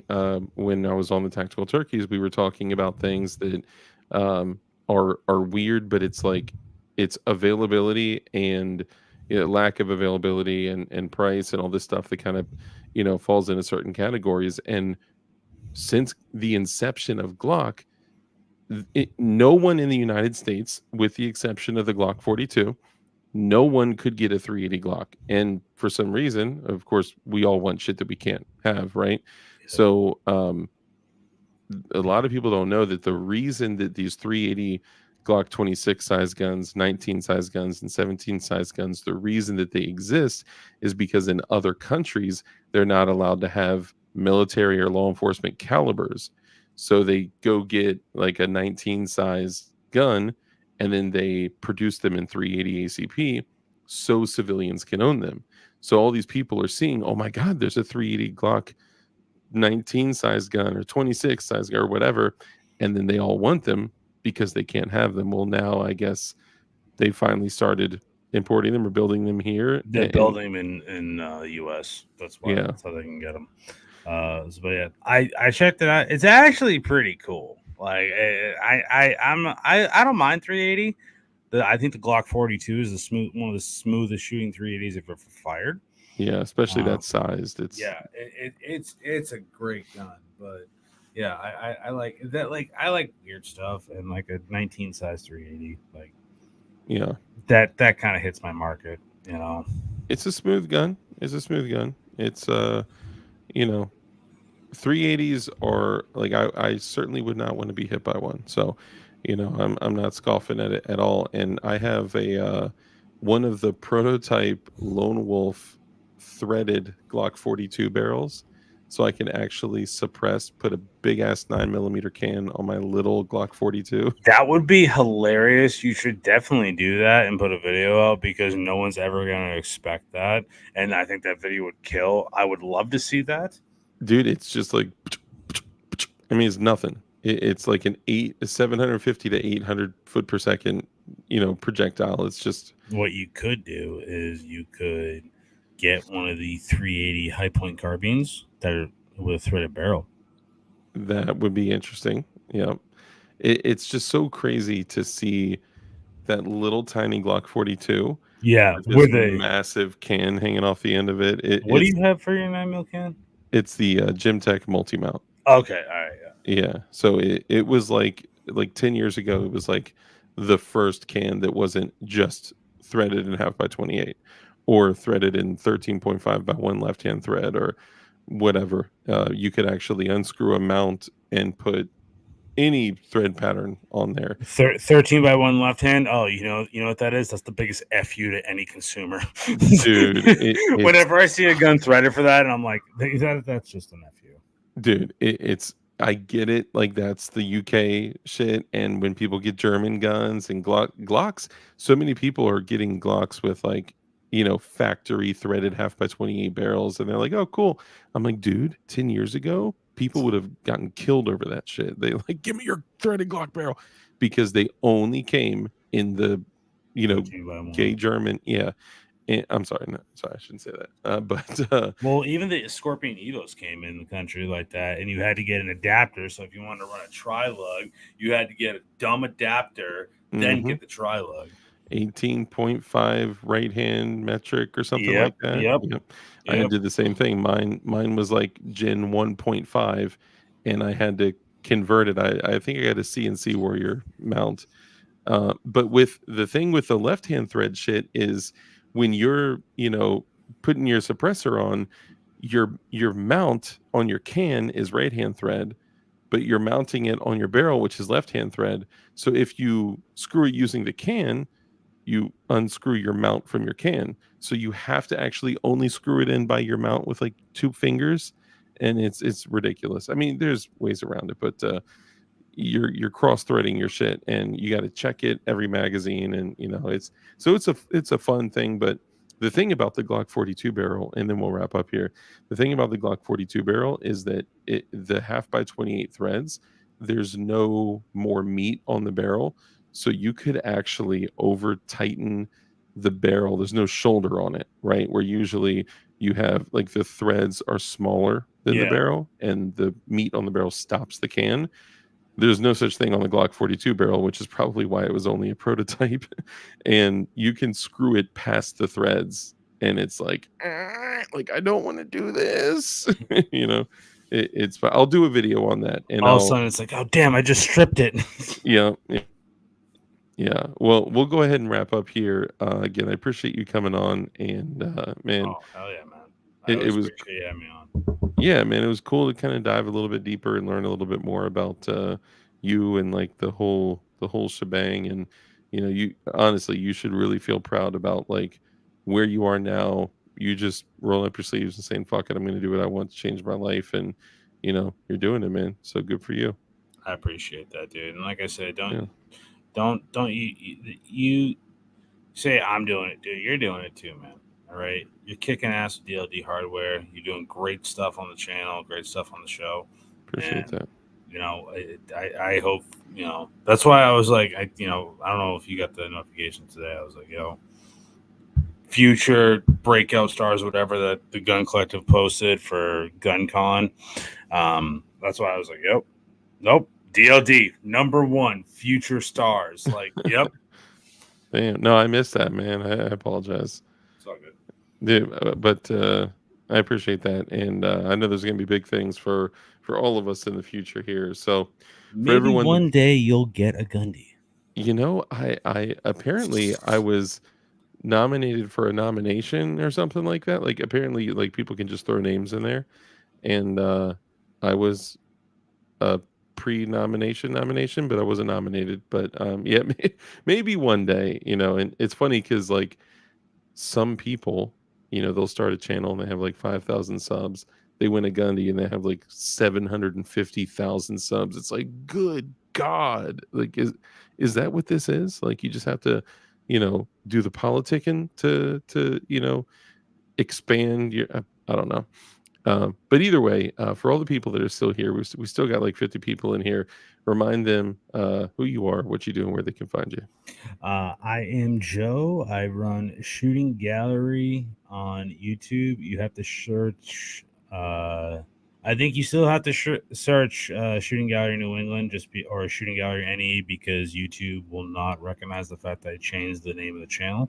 But I'm Shooting Gallery. Run the Shooting in the Woods podcast every Wednesday at 8 p.m. Eastern Standard Time. If you like gunsmithing, gun reviews, just all around firearms videos, check me out, and I would appreciate if you hit subscribe. Last question. I never asked this before. What was it that made you land on shooting gallery? Like, what was it about that name? I wanted something that it was just rolled off the tongue, Mm-hmm. and I wanted something that it kind of brought homage to a time where you got to a state fair and you literally had like Winchester gallery guns. Yeah. And like I'm a huge fan of those guns, by the way. Like it's always been one of my favorite 22s. I don't have one yet, but like Mm-hmm. back in the day when you literally had like 22 shorts and you're shooting it into a like lead backing Yeah. to shoot cans and stuff like that at a carnival. Like that's kind of the answer. Yeah. No, that's dope, man. I like that. And I kind of, caught that vibe, and that's when I think of shooting gallery and the shooting in the woods pocket, like that's what I think of. But I had to ask because I never actually officially asked. So I Yeah. appreciate that. Well, before we wrap up here, anything else you want to give? Any dad advice or anything else before we wrap up? Don't sell yourself. Don't sell yourself short. Take chances. Realize that you're going to struggle, and it's okay. It is okay to struggle, and it is okay to not be okay sometimes. It is okay to have emotions. Don't hide them. Talk it out with loved ones, and if you're going through a rough time, just know you always have your friends and your family, your close ones that will sit there and talk with you, talk you off a ledge, talk you through a very tough time, and know the value. Like, consider yourself lucky if you can count the most closest friends you have on one hand. So, Yeah. uh, Very good point. Yeah, and Bill actually just said none of that lasts forever. And if you are younger, this is the time to take chances, fuck up, and make mistakes. It's just if you as an individual aren't willing to bet on yourself, who would be? yep, So exactly. jump in and do it. Like now is the time to fuck up. And even if there's people out there that are in their 50s, 60s, 70s, like what go do something, fuck up, make mistakes, learn, and become better. You may have more on the line or whatever than Yeah. maybe me or Joe or others, but just do it. And if you don't have those people to talk you off the ledge, hit up me or Joe, because guess what, we both have been going through a crazy time over Oh the yeah. past couple of years, bro. So Oh yeah. you know Yeah. Hit us up. Me and Dark have both have had conversations of just like, it's okay, man. Don't worry, we got this. yeah. Next week it's Dark calling me. Hey, you okay? No, I'm not. Next week after that, how you doing, bud? This is what's going on. Yeah, things are great, things suck, things are great, things suck, and Yeah. yeah, so but I appreciate all you guys, everyone in chat. Make sure the number one thing I want to make sure of here is that you guys go on YouTube, even if you have to type in Shooting Gallery New England, go subscribe to this man's channel, show him some love, join his Wednesday night Shooting in the Woods podcast. It is a great show. He always has fun, even if it's just him jumping in there and having a chat, or if he's got a lot of great guests to come on. Go show him some love. Go hit him up on Instagram, Shooting Gallery Official, right? Yep. Shooting gallery _ official. Yep. _ official, and show him some love, man. We gotta stick together. There's not a lot of we get a small community. There's not a lot of people out here that are in our corner. So let's support each other the same way I say let's support Tech Knives, let's support Goon Beam, let's support Gideon Optics, and like all the people that are in our corner. AR Takedown Tool, these guys that actually care about, give to, and contribute to our community, right? Aegis Gun Care, like these guys, fuck with us hard, and they they support us. And Aegis especially. It was yeah. it's actually Rod's birthday today. So Oh, is it really? yeah. Somebody else has a birthday coming up very soon, like in a matter of days. Is it you? Dark, maybe. I don't know exactly how old I am or how old I'm going to be turning, but I need to see what year the orphanage burnt down. But they're based on my math. I should be somewhere between 35 and 39.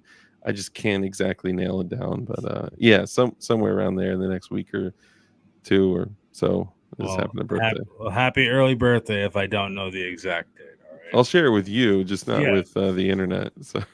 Oh yeah, well we can dox you like administrative results got doxed. I know, right? It's not like Crump doesn't dox me every other week, you know. But yeah, and for you guys out there, I forget who said it, but whoever wants to have administrative results on, I would love to have him on. Anybody that you want to have on, go. If you see them on a live stream, if you see them on a show, if you see Clint with Classic Firearms, be like, I can't wait till you come back on DLD's show, you know, or other people that, because he's coming back on the show. Other people that, yeah, he's awesome, and I'll connect you guys too. Thank you, Bob. Thank you, guys. Last 4 digits of your social, please. Oh man, I have not used the Anderson Manufacturing Anderson Manufacturing, yeah, barrel yet. It's still right here. I mean, I recently built several ARs, and I was just like looking at this upper lower barrel and hang out. I'm just like, I'll just do it another time, but I will do it. You know, I will do it, but someday soon. But all right. So in the end, guys, 8416. Thank you. How did you know that was the last 4 of my social? Someone have an AARP membership sent to his PO box. Oh, that's great. Here, you can hold on. Oh, whoops. No, that's not it. Sorry. Where is it? Boom. There you go. Okay, guys. Look, in the end, the most important thing here as individuals, as men, as providers, I know there's not only men here, but make sure that you can clearly define your own standards and expectations that you put upon yourself, your own rules that you put upon yourself. And in my opinion, that comes in the form of rules, right? So some of my rules are: rule number 1 is, hold on, I didn't even thank you guys. Thank you guys so much for coming on and hanging out with us. Thank you for spending the time with Shooting Gallery, and show him some love. Again, I said it earlier, but show him some love. Go, you know, subscribe to his channel, hit him up on IG and all that stuff, and all the other folks that support us too. Go get you a blue Goon beam, a blue light. The light is blue, not just the light, like not just the flashlight. The actual light is blue. So for him doing something like that, for me making a DLD glowy edition light, that's incredible. So yeah. So anyway, so the rules. Rule number 1 is to be kind. It's so important that we're kind in everything that we do. That brief little interaction that you have with somebody else could have a massive impact on their life. Now, let me pause for a second and say this. We just said that like both myself and Joe had gone through some challenging times over the last year or two, right? You never know that moment that you bump into somebody out at a store, in the parking lot, or at the mall, or wherever, that they could be having a really shitty, really fucked up day. And you bump into them and you shine a little bit of kindness and love and, you know, positivity on them. Like that could change everything for a day, for weeks, for a month. You know what I mean? So that's what I mean when I say that. Like that's be good, positive members of your community, wherever that is. Rule number 2 is to live a life of care, compassion, contribution, give to others. When you bless others, you become blessed. A hand that's open to give is open to receive. Rule number 3, because we know the only way for us to defeat evil is with good men skilled in violence. Make sure that you're becoming as highly skilled in violence as you possibly can be, and be safe, be dangerous, and keep that thing on you. And with that, ladies and gentlemen, we are out of here. Thank you again. Thank you again to Shooting Gallery, and we will see y'all. Catch you on the flip side. No show this Saturday, but I'll be picking up the normal schedule Tuesday, Thursday, Saturday next week with some new guests coming on. And we'll see y'all later. Peace. And no, I don't have a discount code for AARP. Rule number 33, PWEDC for the win. Facts. And rule number 47, always carry a knife.